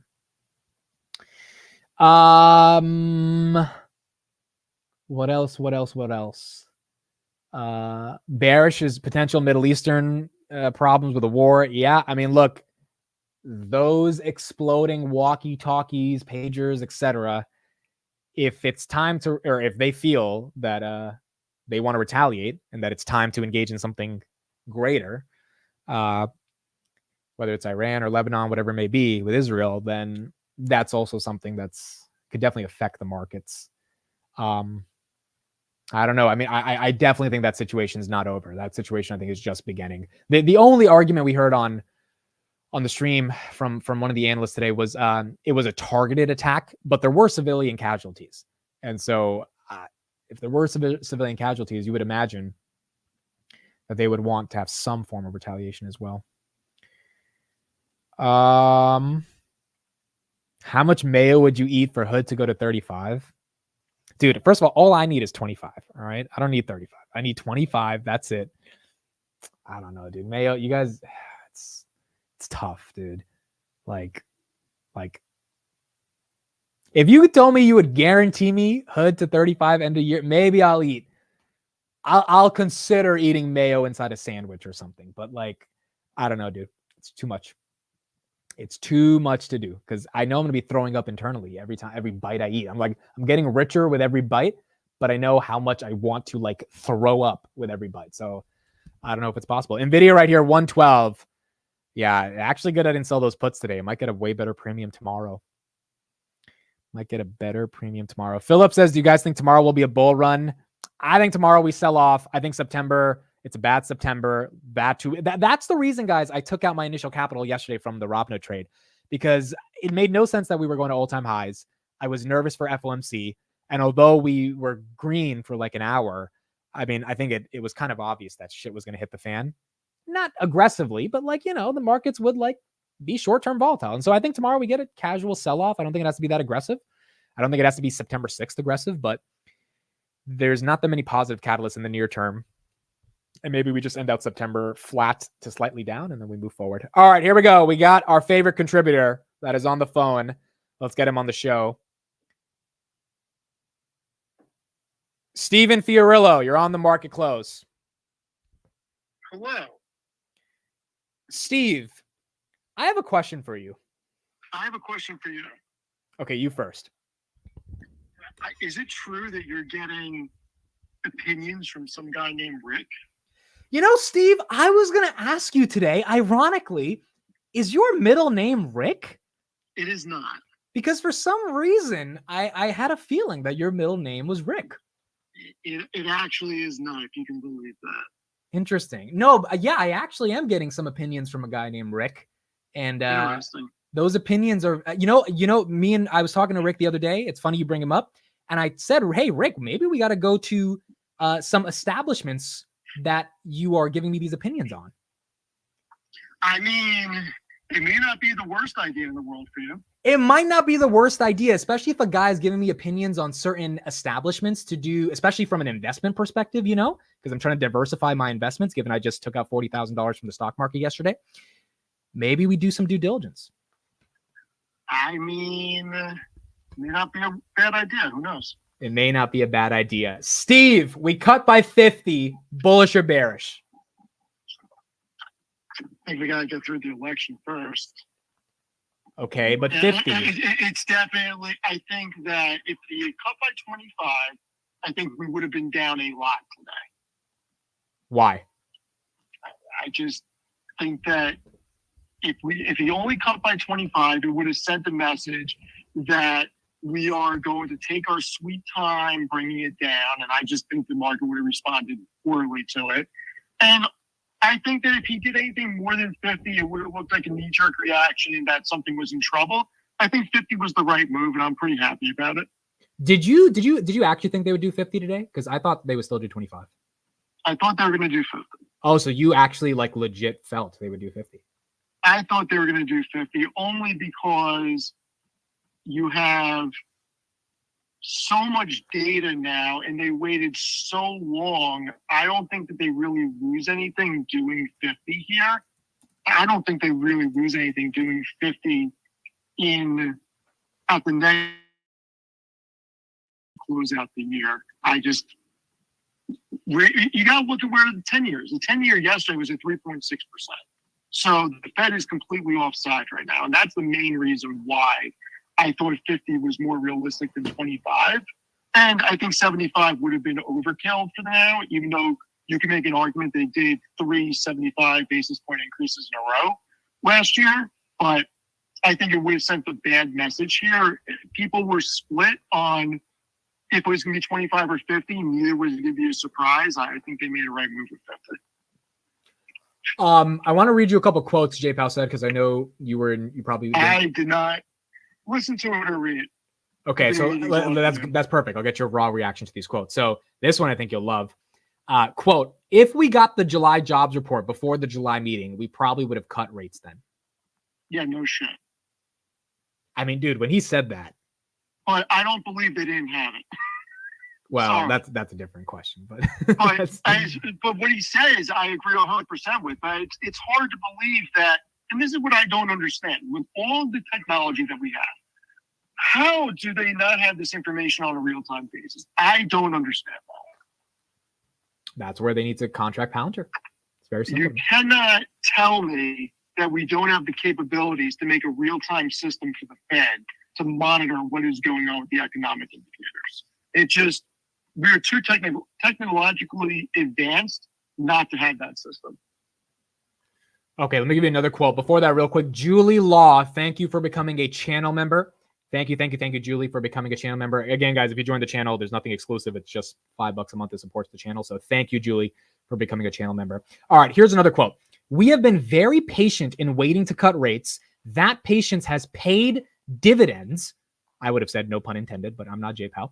We are now moving in a way that is appropriate and will continue to move based on the data we get right. So basically, what is your reaction to him saying, hey, we have been patient and the patience has worked and now it's time to cut? I think that he has earned the right to say that because it looks like he's going to pull off a soft landing when nobody thought he was going to. I mean, there was a decent amount of people who were saying hard landing and no landing at all. I mean, this guy's going to pull it off. Wait, hold on, Steve. What do you mean this guy's going to pull it off? He's going to pull it off. Do we go into a recession? But that's pretty. You're being pretty definitive here that he's going to pull off the soft landing. I think he's going to pull it off. I'm allowed to think he's going to pull it off. You are, but why are you so? Why do you think he's going to do it? Because I don't see a recession on the horizon right now. Yeah, that's fair. That's fair. You know, everybody was worried that we were going to go into a huge recession. Everybody was worried about commercial real estate blowing up. Everybody was worried about regional banks blowing up. Everybody was worried about the lending side of things going underwater. And everybody was worried about the Fed being stubborn and holding rates even longer than they did. I mean, it looks like he's going to pull it off, and the rest of the Fed is going to pull off the soft landing unless something catastrophic happens. I mean, I don't see a recession in the next 6 months. That's just me. Yeah, I think we could have a recession in the next 6 months, or it could be in the next 2 years. But the data keeps suggesting, whether it's retail sales, the Red Book report, I mean, so many different things, CPI, obviously, that the soft landing is very possible. It's going to be difficult to have a recession if oil stays around these levels. Wait, can you explain that real quick? If oil stays at 70 or below, why is it difficult to have a recession? So let me just finish that sentence and I'll answer the question. So it's going to be more difficult for a recession to occur in the next 6 months if oil stays at these levels, inflation stays around this level, and the Fed is dropping rates. You're going to have a business environment that is lucrative to business. And when that happens, it's difficult for a recession to occur because it is a great setup for increased GDP. And oil is very important because oil touches everything. It's the major input that everybody should look at because most things in manufacturing are tied to oil. Most things in transportation are tied to oil. And if you have oil down, it affects multiple lines on input costs and lowers from the cost of goods to total operating costs. So I think there's too good of a setup right now. And I'm not saying a recession can't happen. A recession is imminent. It's going to happen at some point. But I think we're in a good setup right now. I think that's very fair. What do you think the next catalyst is for the broader market? Is it just unemployment or the election? Like, which one do you think is what matters? Well, you got earnings season before the election. Oh, that's true. You're right. I mean, earnings season is right around the corner. I mean, this quarter is over in a week and a half. You're right. And then you roll into the election. But I think, and I haven't looked, but I think Apple and big tech start reporting. October 21st. Tesla, around the yeah, Tesla always reports early, but I think they're probably all going to be 26th to the 30th because they're usually at the end of the month. Correct. So you'll have that before the election. Okay. On the next meeting, November 7th, what do you think? Is it 50 or 25? Let's play the game again. I think it's 50. I mean, look, there's a bunch of data that needs to come out, but I think it's 50 at this point. So right now the market's pricing 70% for 25 and 30% for 50. Yeah, I mean, that's going to change every day. I look at the Fed Watch tool at least 5 times a week. That's going to change every day. We'll see. I do think we're going to get 50 right now. Wait, where were you when you found out it was 50? Well, I checked my phone. And were you? I was at the office all day. Okay. I'm not able to sit in front of the computer and just read trading economics or CNBC all day. Well, I was live, and oh man, I gotta send you the clip. It was like, wow, they gave us 50, and it makes sense when you Yeah, I listen to them. mean, yeah, I think that they did the right thing. Hey, look, it's going to be good. And I think you're going to see certain areas respond well. And I think the market ends up higher than it is today at the end of the year, unless we get something crazy happen. Okay, while you're here, let me ask you a question about our good old friend NVIDIA. Jensen with Mark Benioff yesterday in I guess a press conference or a event or whatever. Reversal on NVIDIA from 102 back to 120, now back at 113, but still big upgrades after his Goldman conference. I mean, what are your general thoughts on NVIDIA right now? And do you kind of think it just they keep executing against their growth thesis with AI? I think that we're all going to be surprised at what the revenue numbers look like next year. And I think that Blackwell is going to blow it out of the water because nobody has a choice. Period. And this is not a solution that is rip and replace the entire unit. You can replace tray by tray with this, and Blackwell works with the previous generation chips in the server, so or the hopper, whatever terminology you want to use. But I think that if you gotta look at it from a competitive advantage. You're racing somebody, both are barefoot, and then one person gets socks, and then one person gets shoes. Person with shoes is probably going to win.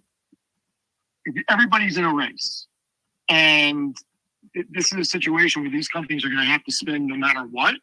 And if they're not first, they're last. So they're going to spend at whatever cost to get the newest stuff. And I think that when you listen to what Benioff and Jensen talked about, I don't think this is a train that stops anytime soon. You want to see something a little freaky right here? So Meet Kevin just tweeted, exactly 17 years ago on the day, September 18th, 2007, the Fed cut rates by 50 bips in a surprise and bold move, even though some suggested the Fed would be acting out of desperation. And then, we saw what happened in 2007, 2008. Is there any fear at all that this cut is not like 2007, where something underlying is going to break and the cuts will get desperate? I mean, nobody can answer that question. That's fair. I mean, could there be stuff out there that we don't know about, that nobody knows about, that just kind of happens? Of course, that can always happen. But at this point, with the information we have, I don't think anybody can accurately answer that question. Yeah, every time someone brings up 2007 or 2000, there are two bubbles that popped. One was .com, one was housing. Unless, and you've done a very good job on the channel. I know a lot of people appreciate your analysis, by the way. His Seeking Alpha guys, I'm going to put it in the chat right now. You've done a really good analysis telling us why AI is not a bubble. And so unless there's some other bubble that we don't know about that's going to really crack and really make shit hit the fan, I don't know if it has to be like last time. It's very difficult to say that AI is a bubble when companies are creating their entire future around AI, and companies are investing billions and billions of dollars each quarter to CapEx for AI build out. It's just, these numbers are real. .com, you had companies getting valuations pre-revenue, pre-earnings. That's not the case here. I mean, it's just not. Andres in the chat is a really good point as well. It's not a 50 basis point cut. It's more like 25 late plus 25 now, because they should have done 25 in July. So yeah, that's a good point. It's kind of 25 coming together. You can say that they should have done it. I think they should have done it earlier, but they didn't. So we got 50 basis points now. So someone said, ask Steve about the ROI on that CapEx. I'm sure you've gotten this question many times. How do you justify that argument? So let's use Meta as an example, because I'm a long-term Meta shareholder, okay? I don't have the numbers in front of me because I'm driving, but you can pull them up. Meta is spending profits to build out their CapEx. Even spending what they're spending, you look at their earnings growth, and their earnings are putting it at around a 20 PE forward. Yep. Their profitability, what did they generate just last quarter in profit? I'll pull it up, but I think it's close to 14 billion. So net income of, let's just say 14 while you're bringing it up. If you're generating $14 billion in 3 months of pure profit while you're spending, and Zuckerberg raised the lower end on CapEx for the year from 35 to 37. So let's just say that he ends up going high end, spending 40 billion CapEx, but you're still generating over $10 billion every 3 months of profits. I don't know why people are worried. They're not tapping the debt market. They are funding this organically through earnings. So I'm not worried about their CapEx spend. And if they don't spend, their lunch is going to get eaten by Alphabet and Amazon on advertising and TikTok on the algorithm. So they have to do it. And they're doing it from a position of strength, not a position of need. So two things. Number one, I was pretty much right. I said 14. It's 13.46 billion. So your numbers are accurate there. And number two, yeah, I agree. Like if we want tech companies, go to the cash flow statement. Look at what they spent last quarter for what was their so they're spending they're spending 56 billion a year on capex. So call it 12 billion a quarter, roundabout. Right, but what's their cash from operations? Let me bring that up. I agree with you though. I think you have a very legit argument that if we expect them to grow and we want them to grow in a meaningful way, you have to invest in yourself. You have to invest in yourself. Like how do you have to invest in yourself? I mean, this is a company that just go to Seeking Alpha, go to the cash flow statement, and just tell me what the trailing 12 cash from operations and CapEx spend is. I'm pulling that up right now. I have to log into this thing. I thought I was already logged in. Because I think they're and I don't want to give a bad number, but I mean, I'm pretty sure that they're generating around 40 billion a year in free cash flow or something like that. So, I mean, you're generating that type of money. Nobody should be worried about their CapEx. They should be worried about them worrying about the bottom line. This is a situation where everybody is spending and they have to stay competitive.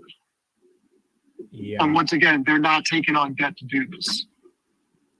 Yeah. Okay. So the account that I was using, it is. I'll show you guys. I don't know. I guess they logged me out. It's all locked, Steve. I don't have any of the data. All of it's locked. So go to Yahoo Finance. Okay, let's go to Yahoo Finance. Yeah. I gotta hit up my plug who logged me out of his Seeking Alpha. Usually I just use that. I should honestly just buy it. It's like $300. But yeah, I agree with you, dude. I think the CapEx is necessary. And the ROI on advertising has also been pretty damn good. It's not like it has been a bad ROI. It's their bread and butter. It's you want them to build out their AI infrastructure because they're going to be probably the number one player for businesses because a lot of businesses revolve around their Instagram page and their Facebook page. I mean, there's a lot of stuff that they're working on when you really go through the conference call about what Zuckerberg is envisioning for this. And if they're not first, they're going to be out of the picture. So TTM operating cash flow is 78 billion. Okay. Free cash flow is 49 billion. So, I mean, what's everybody worried about what they're spending? I mean, Alphabet's even larger. I mean, people are worried about spending, but these companies could care less. They're writing a check that is, they're writing a check for tens of billions of dollars and it's just cashing. That's happening in the debt market. And that's why this isn't a bubble, because these companies can keep spending and it doesn't matter. Wow. Google, 105 billion operating cash flow, 60 billion free cash flow. They're spending about 15 billion a quarter. So they're spending 45 out of that 105 on CapEx. But obviously, you know what? You may be able to look at it. I built a table. So I had an article come out today, ticker symbol UTF, United Thermos Fox. There's a table in there that I built with CapEx quarter over quarter for Microsoft, Amazon, Meta, and Alphabet. And it is staggering how much these companies have grown their CapEx. Oh, I got it. Yep. Here it is on the screen. Look at that. And I actually put the numbers. I think either probably Amazon, I think they increased their CapEx over the past 3 quarters by 65% or something like that, or 45%, if I remember correctly. So it's not slowing down. So Meta, round about last quarter, June 2024, about 8 billion, Google at about 12, Microsoft at close to 15, and then Amazon about 17. What is the bear case for how this slows down? I mean, the bear case for how it slows down is everybody feels that they get to a point where they have enough infrastructure to do what they need to do. But I don't think anybody's actually going to know what that point is until they're past that point. I think these companies are going to overspend in the fear of underspending. Yeah, and one retort here is how much of the profit that they generate actually comes from the AI CapEx ROI. I think it doesn't matter.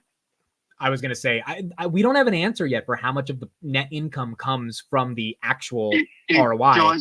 It doesn't matter where it comes from. It matters that it's coming, it's growing, and that these companies are betting their futures on this. It's not one rogue company. That's what everybody needs to understand. It's not one rogue company. It's everybody. Yeah, and all the biggest companies are doing this. They are, this is real. And this is kind of the whole point of taking a risk with your investments. Like the argument is we trust Andy Jassy and Zuckerberg enough to figure out that if they're spending $50 billion a year, they'll monetize it. And these people, I mean, at the end of the day, we can critique them all they want. They're very smart people. They built multi-trillion-dollar companies. They have board of directors. These people are not spending this much money. I mean, they were not spending this on Web3 and crypto. This is like in all 7 of these guys together at the same time, spending hundreds of billions per quarter probably means they see the path to an ROI, but that takes time. The internet took time to build out. It didn't just happen overnight, especially not the ROI from the internet. So I think that's a fair point. I think that's a very fair point. Yeah, and think about it. It's expanding past these companies. It's Salesforce is getting in the game big, and I think that people are overlooking what they are doing and how impactful their CRM tool is to the largest businesses and the smaller businesses across the US and across the globe. And I think that you have a situation where you have a lot of businesses that are New York City driving sucks, by the way. You have a situation where a lot of businesses are staking everything on AI, and you're going to, I don't think, like we talked about before, I don't think that we've seen the revenue and profits even begin from an application side on top of all the generative AI that's being built out. It's going to look a lot different in 5 or 10 years from now than it looks today. It's going to expand well past cloud services. So I want to ask this question again to keep pushing back for a lot of people that are skeptical. How do we get this wrong? How does this AI CapEx turn out to be the dumbest thing ever? It ends up being the dumbest thing ever if these companies just all of a sudden stop spending and stop building out products. But is it really the dumbest thing ever, considering they're spending all profits? These companies aren't tapping the debt markets for it. Yeah, and all those, and they're still doing buybacks even with the CapEx spend. Alphabet, what did they announce? Another 80 billion in buybacks or something like that. So I don't know how mad people can be. Microsoft just announced another 60 billion in buybacks and raised the dividend by 10% or whatever it is. So it's not like they're not returning cash to shareholders. How do you feel about the BlackRock Microsoft $30 billion AI fund for data centers that was announced yesterday? Sure. Great. They need it. I think it just proves more capital is coming into fueling the broader AI thematic. You need more infrastructure across the board. And I don't, if this, like I said, if this was one rogue company, it would be different. It's everybody. So you're going to tell me that across the board, the smartest people in the country, across the board, and the people who have shaped technology to what it is, are wrong. I'm not buying that. I'm just not buying it. Yeah, I mean, when you hear that's that's like saying, for people who are older, that Bill Gates was crazy for creating Windows from MS-DOS. That's what you're basically saying if you don't believe in this. I would tend to agree. I mean, even in my daily life, I tell you all the time, I'm using ChatGPT so much. Like, it's kind of insane how much I'm using it. And I would imagine once Apple really rolls it out and consumers get used to it, there's no going back to a non-AI experience. So I had to sit through a full-blown seminar type thing for Copilot to really understand what they're doing and how this is going to change how we use Office. And when you look at how they're going to integrate Python into Excel and what they're doing with Copilot, this is just the beginning. It's just the So beginning. you actually saw some demos today at your job. I didn't say today. I'm saying that I've sat through certain things and I am seeing how we're going to be utilizing these tools on the E5 licenses, and it is pretty powerful. It's going to change how people do work, and that's just in the Microsoft Office environment. That's not even through everything else. I think over the next 5 to 10 years, you're going to see a transformation in what computing actually is. I think that's fair. I think that's fair. We got this comment right here by John. The 3 major U.S. wireless carriers plan to spend $49 billion on capex in 2024. Yeah, but then you can't go by that. Why? Wrong industry to go by. Their capex is much different. Yeah, it's not Their really AI capex related. is towers Yeah, and yeah, you're right. wireline and I don't know if you can consider the U.S. sales on the bandwidth auctions as capex. I'm not sure if that's actually considered capex or not, but their infrastructure spending is crazy because of what it takes to run those businesses. Someone says 2001 was different. Companies got money for saying they were a .com. It would be like AI companies were getting money for saying they were building AI without proof. 100% correct. Yeah, and some of those companies are, getting a $10 million valuation for slapping .ai in the private markets, but it's not like they're going public at $2 billion saying we're an AI company. Like, that's not happening. And the days of mentioning AI on a conference call and the stock going up 10% are over. Oh, they're completely over. That's over. That's not happening again. Like, everybody knows who the players are. Are you finally ready to give us some of your thoughts on SoFi? It's been 2 months. I mean, it's going up, isn't it? Yeah, but we want to hear your analysis on it. I don't have one. You have a ton of SoFi. Like, I know you think about this stock. I do have a ton of SoFi. All right, so I imagine you have some opinion on. It hasn't changed. I'm still very bullish on it. I think it's undervalued. I'm just not happy with the decision that they made, and it's still annoying me. Yeah, I think rate cuts at the end of the day should be overall bullish for them. Rate cuts are going to be very bullish for them for the simple fact that their originations are going to go off the charts because now you're truly going to unlock refinancing on student debt. You start unlocking the housing market, you'll see mortgage originations and student loan originations increase. Personal loan originations will still probably be there. And quite honestly, if mortgage originations go through the roof, you actually could see an uptick in personal loan for the simple fact that people may take personal loans out to do work on their houses and other projects. So I think that a rate cut step is very bullish for SoFi. And 50 helps that thesis. That is right. It helps speed it up. I mean, look, I was upset that they are partnering on the business side. I think it's a bad move.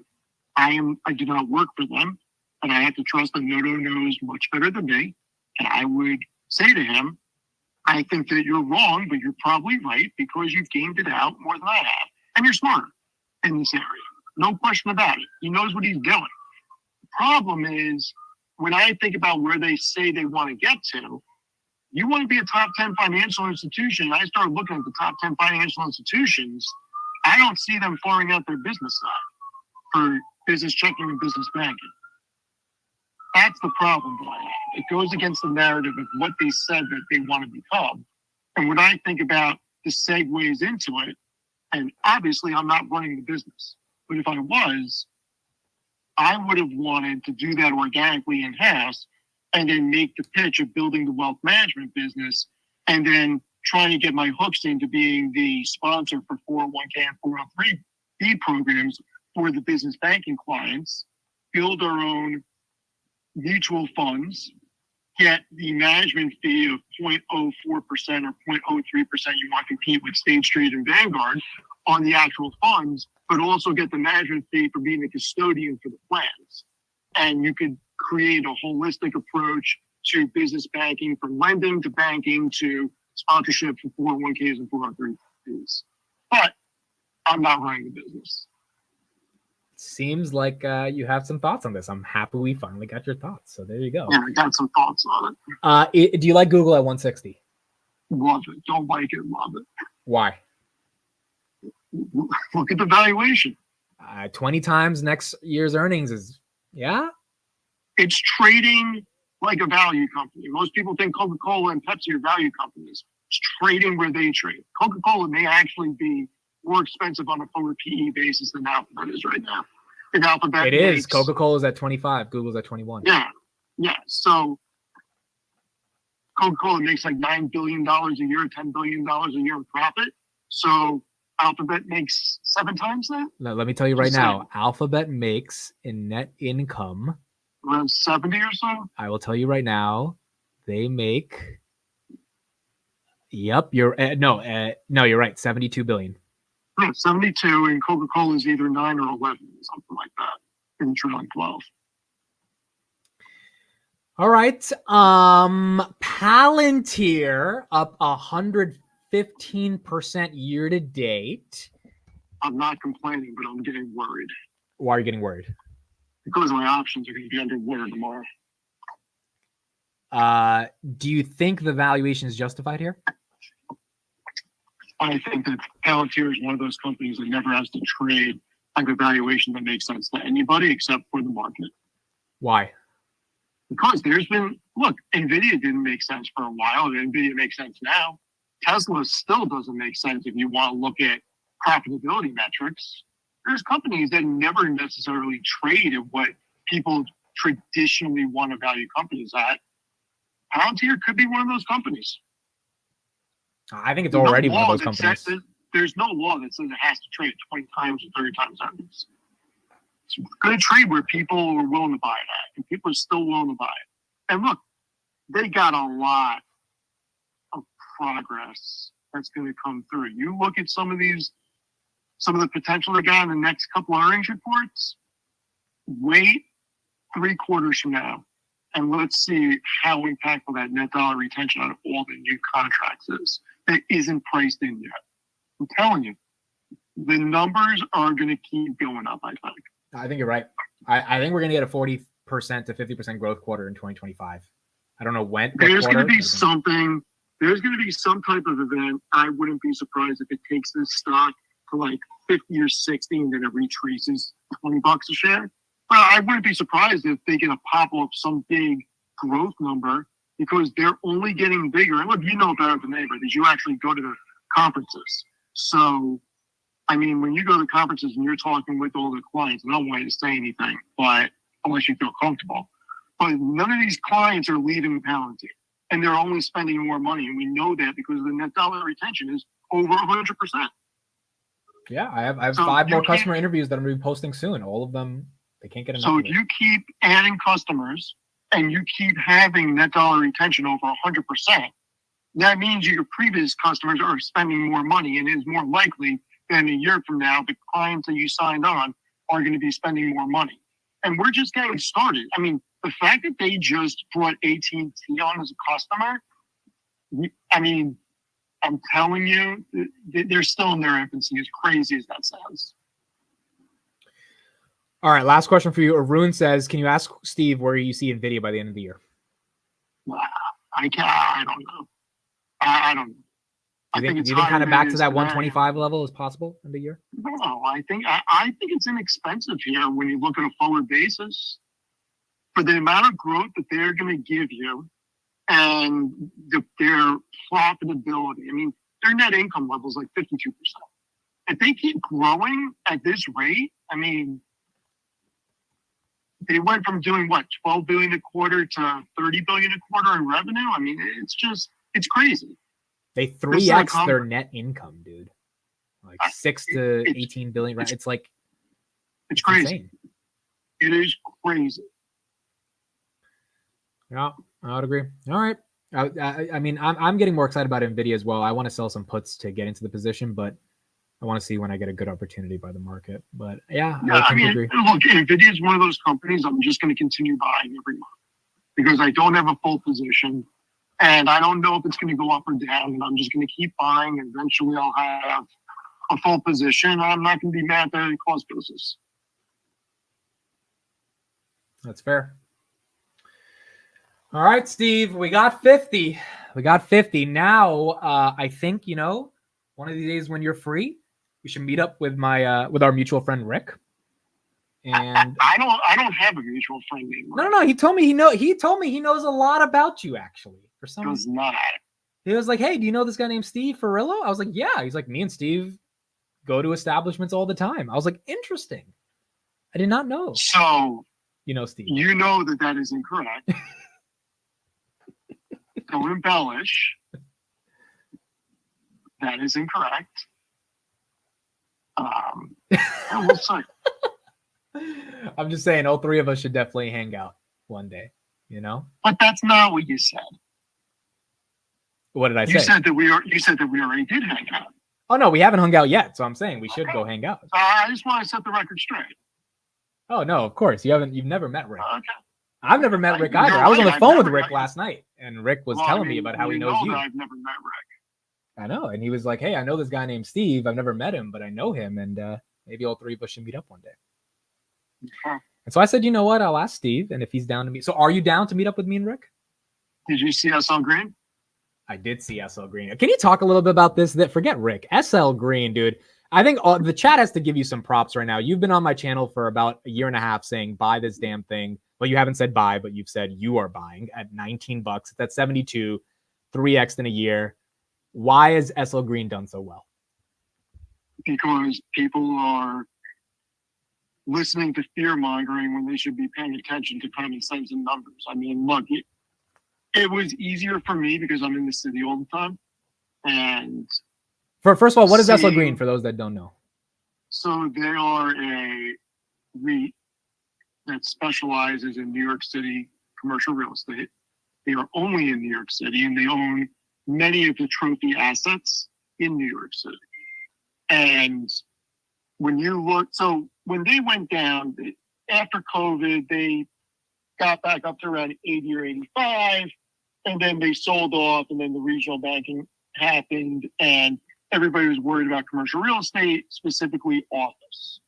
And I started looking into it. And at first, our friend thought I was crazy. And then he completely changed his mind after he did more due diligence on it. And well, we can say the name of our friend. We don't have to. We can. It's not Rick. He did really well on it.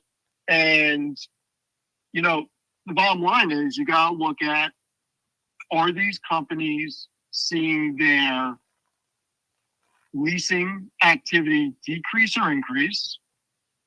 And I went on the New York City Comptroller website. I looked at what the subway utilization was pre-COVID.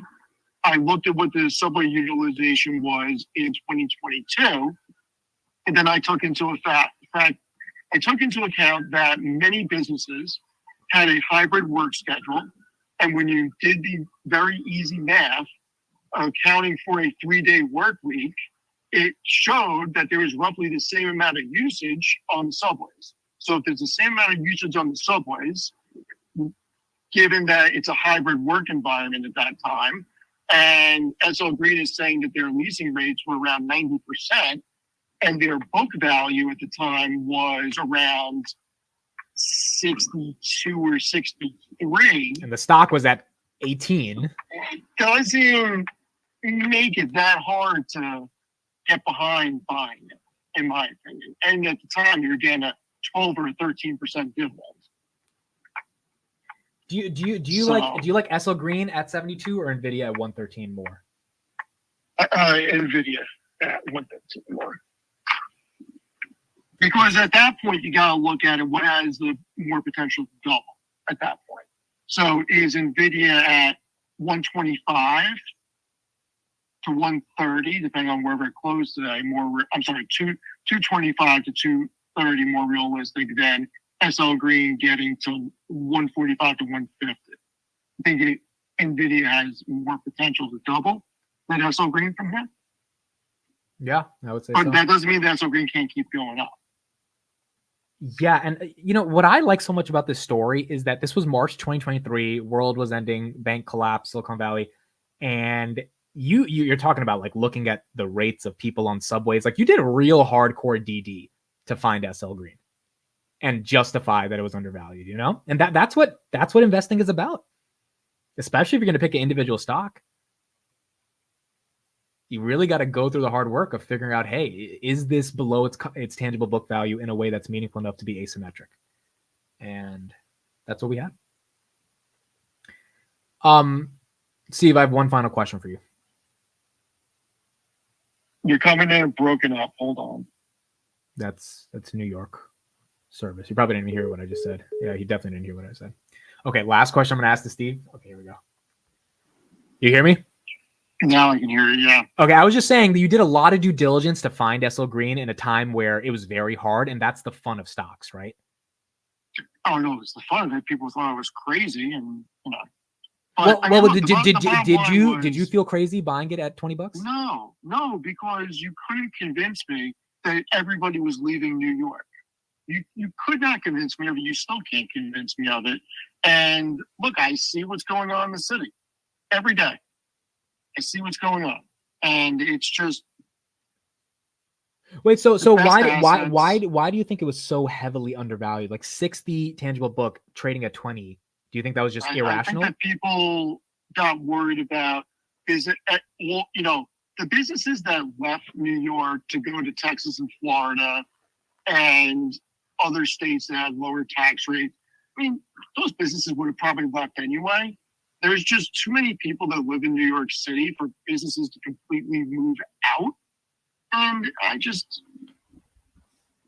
it wasn't investing in Class C real estate. It's Class A. And my rationale was where their buildings are located in the city, one, they're non-duplicable assets. You can't rebuild these. There's no more space in New York City. So they're not getting replicated. That's one. They're unique. Two, they have the creme de la creme assets. So my thesis was when leases term, you'll probably get businesses that are downtown and uptown that want to converge in midtown because all the entry points, unless you're driving, that's where they are. You're either coming in to Penn Station on the west side from the LIRR, Amtrak, or one of the subways, or you're coming into Grand Central. I mean, those are your two main hubs. Those are both in Midtown. We start looking at where their assets are. They're in Midtown. So my thesis was, even if I have to wait, I would be willing to bet that businesses are more willing to take a little bit less office space, but spend more for the office space to be in Class A buildings that have amenities or in areas that have a lot of businesses around them and are close to the transportation. I think that the one thing the pandemic did was put a lot of emphasis on time. So if you're coming from Jersey or Long Island into the city, then you come into one of those two major hubs, and then you got to take another subway downtown and walk 10 blocks. That can add 20 to 30 minutes on your commute each way. But if you're in a building that is within walking distance of Penn or Grand Central, that saves a significant amount of commuting time each day. And I just think that more businesses would be likely to do that. And that was the thing that really made me decide to really go in heavy on SL Green. Well, that's real due diligence. That's your intuition. That's looking at stuff that's happening. And I think that's when it gets really fun, because then you find asymmetry. That's real asymmetry. It's not easy to find that stuff. Look, it's not easy. There was a risk at the time because you didn't know what was happening. I mean, I went through the debt, went through the swaps with our friend, and it was a good setup, and I don't see anything else that has a setup like that right now. Everybody was scared because of what was happening with the regional banking system. I have one more question on SLG, and then I want to ask you this final question based on this quote I'm getting from Dan Ives right here. Do you happen to know the CEO of SLG? Mark Holiday? Yeah, do you know him personally? No. Because my friend Rick wanted his number because he has a proposition for real estate that SLG should look into. And so if you have his number, I am sure, but that's not what they. I'm just saying there's a market opportunity that Rick wants to talk about with SLG for the CEO. So Okay. if you have his number, let me know. I'll give it to Rick. I do not. Final take on you. So Dan Ives, I mean, this is not original, but he just said right here, this will be the largest Apple iPhone cycle that we've seen. The haters will continue to hate on Apple, but I believe this is a $4 trillion market cap company in 2025. Before I ask you the question, we saw the event. There was nothing really that interesting. Do you still think there's going to be a massive upgrade cycle? I think people are going to be surprised. Why? I don't need an iPhone, and I'm going to get a new one just to participate in the upgrade cycle. Are you doing that to support your investment, or are you? That's right. I mean, but that doesn't count, Steve. That's like. Of course it counts. I'm just one more person. Of course it counts. Do you actually think people are going to upgrade massively? I do. Why? I don't think people are ready for what Apple Intelligence is actually going to be. All right. I mean, you may be I right. think that you're going to get a big Apple upgrade cycle, and Apple is something that I will just continue to own. I think it's wrong to bet against Apple. I don't know how many iPhones they're going to sell, but I do think Apple is higher a year from now than right now. So It's difficult to bet against a company, and I've said this time and time again. Don't bet against a company that generates $100 billion in pure profit every year. Yeah. They can buy whatever they want to buy, and they can spend on whatever they want to spend to increase revenue. And they don't even have to increase revenue. Their revenue decreased by 2 or 3%, and their EPS still went up because they buy back $80 billion to $100 billion worth of stock every year. So, wrong company to bet against. And they have a following that's a cult, and they have a 2 to 3 billion unit install base. Services is going to be 100 billion run rate business. If you go back and you look at my older Apple articles, I've been saying for years, 2025, services is on track to be 100 billion run rate revenue. It looks like it's going to come true. Okay, let me actually ask you my final question because someone just brought it up and it makes a lot of sense. Tesla, they have 10/10 event coming up. Any updated thoughts on them? Don't care. Not excited about the event, or no, because FSD doesn't matter.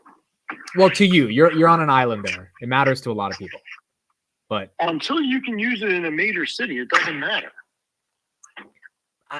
I get when you say that, but the thing is, your thesis about bots is not going to happen for another 5 years, and so okay, but that's why I'm in it. I know, I get it, but you need massive regulation for FSD to pan out. If you don't get that regulation, cool, it can work in Idaho, cool. No offense to Idaho, but you know what I'm saying? Like, it can work in remote areas. You need it to be able to be allowed in LA, San Francisco, New York City, Miami. Until you get legislation that allows it to work and operate in those areas, this isn't real because you won't see mass adoption for it because that's where the most people live. But what if on 10/10 they unveil a plan on rolling out FSD in the major cities like Waymo and Cruise? And they talk about how they have regulatory approval, or when it's coming down the pipe, I'll change my tune. 100%, I'll get excited about it. But until somebody gives me something to go on here, it's not real, in my opinion. Not that it's not going to work. If you buy a Tesla and you can't legally use FSD, is it a real catalyst? All right. That's fair. That is fair. Steve, as always, thank you for the time. I'm putting his Twitter in the chat. Seeking Alpha's there.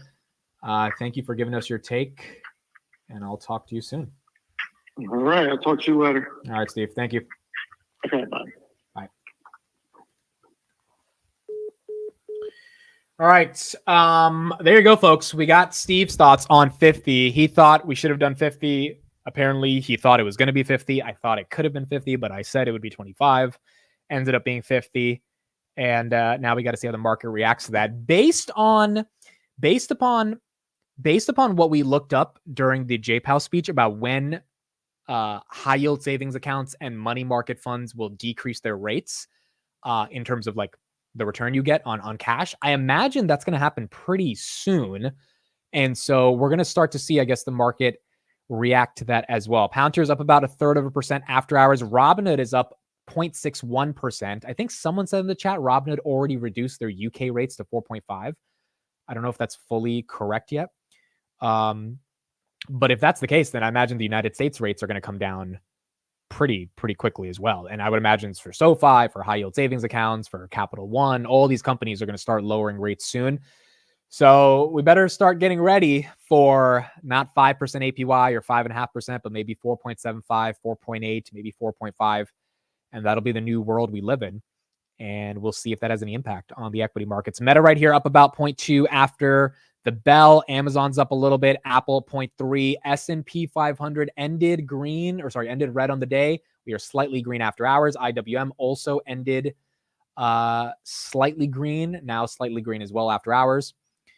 NVIDIA did end down 2%, down a little bit more after hours. Palantir right here at 36.50 after hours. Robinhood 23.09.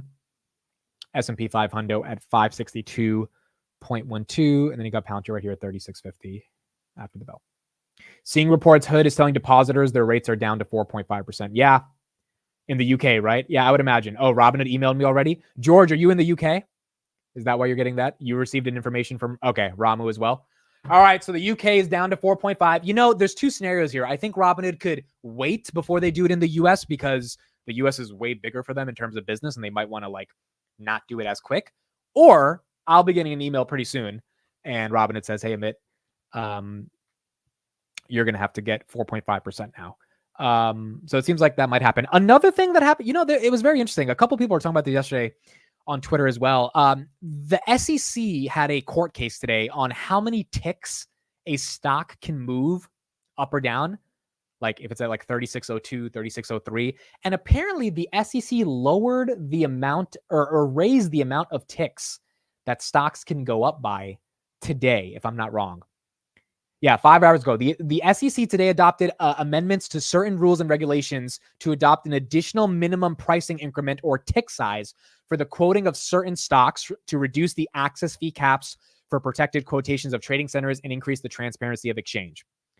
Which means theoretically, you could buy Palantir at 36.457 versus 36.46 because the 7 would raise the 5 to a 6, right? Because you would round up by every decimal point. And I guess that would give you cheaper prices on stocks. Is that bullish for Robinhood? I don't know. I was hearing some reports that it could be bearish. I also think it doesn't matter that much. So I guess we'll see how that is interpreted, but that is that is one thing that came out this morning, and it seems like you're going to have higher ticks or more amount of ticks on your on any brokers that you trade on. Bullish for fractional shares, DCAing, yeah. And bullish for automated algos, that's definitely true as well.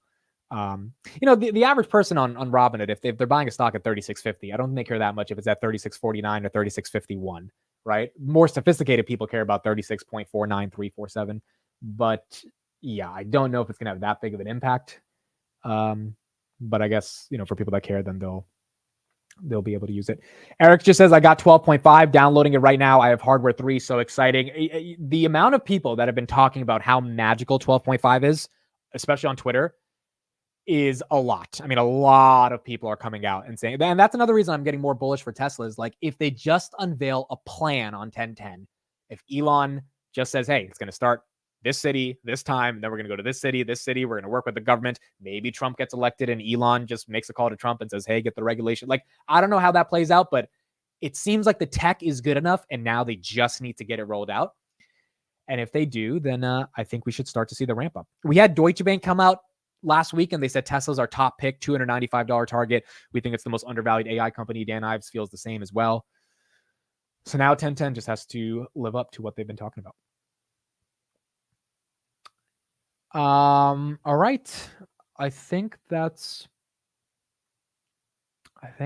pretty much it. Wells Fargo Bank decreases prime rate to 8%, passes full 50 basis point on to customers effective tomorrow. Wow. Talk about an adjustment. 50 bips are in the system. A lot of us that have any money or any rates that are not fixed, we're probably going to be getting notifications very soon. Things are going to change. Thursday, we get the money market update. So tomorrow after the bell, we'll see. Maybe some money's leaving right now. Or maybe it's just not enough to change the current assets in those money market funds. But over the next few weeks, I guess we will see those adjustments. All right, that's it for me. Thank you, everybody, for joining the Market Close stream. We've got 50. It's in. Now we're going to see if the market thinks it's bullish or not over the coming weeks. We got to get through in October where we're going to have the Robinhood event, Tesla event, more unemployment data, retail sales data. Then we have the election. And if all of that goes the way we need it to be, and JPOW seems like he's at least trying with the soft landing by making sure if inflation's down and labor market's cooling, then 50 makes sense. He did say he would have done it in July if he had the jobs report for July. So it seems like he's catching up. Then we should be able to end the year on the right track. All right. That's it for me. Thank you, everybody, for joining. Thank you for spending your time for the past couple hours. Those that have stayed, really appreciate it. Hopefully you guys get value from the show every day. Hopefully you guys are enjoying it. And thank you for the people who became channel members. Thank you for the compliments on the jacket. I'm happy I found it this morning because we needed the leather jacket on a day like this. And now we just got to keep going. All right. Thank you, everybody. Have a good night. I will see you guys tomorrow, 8:45 on the market open. Bye, everyone. Have a good one.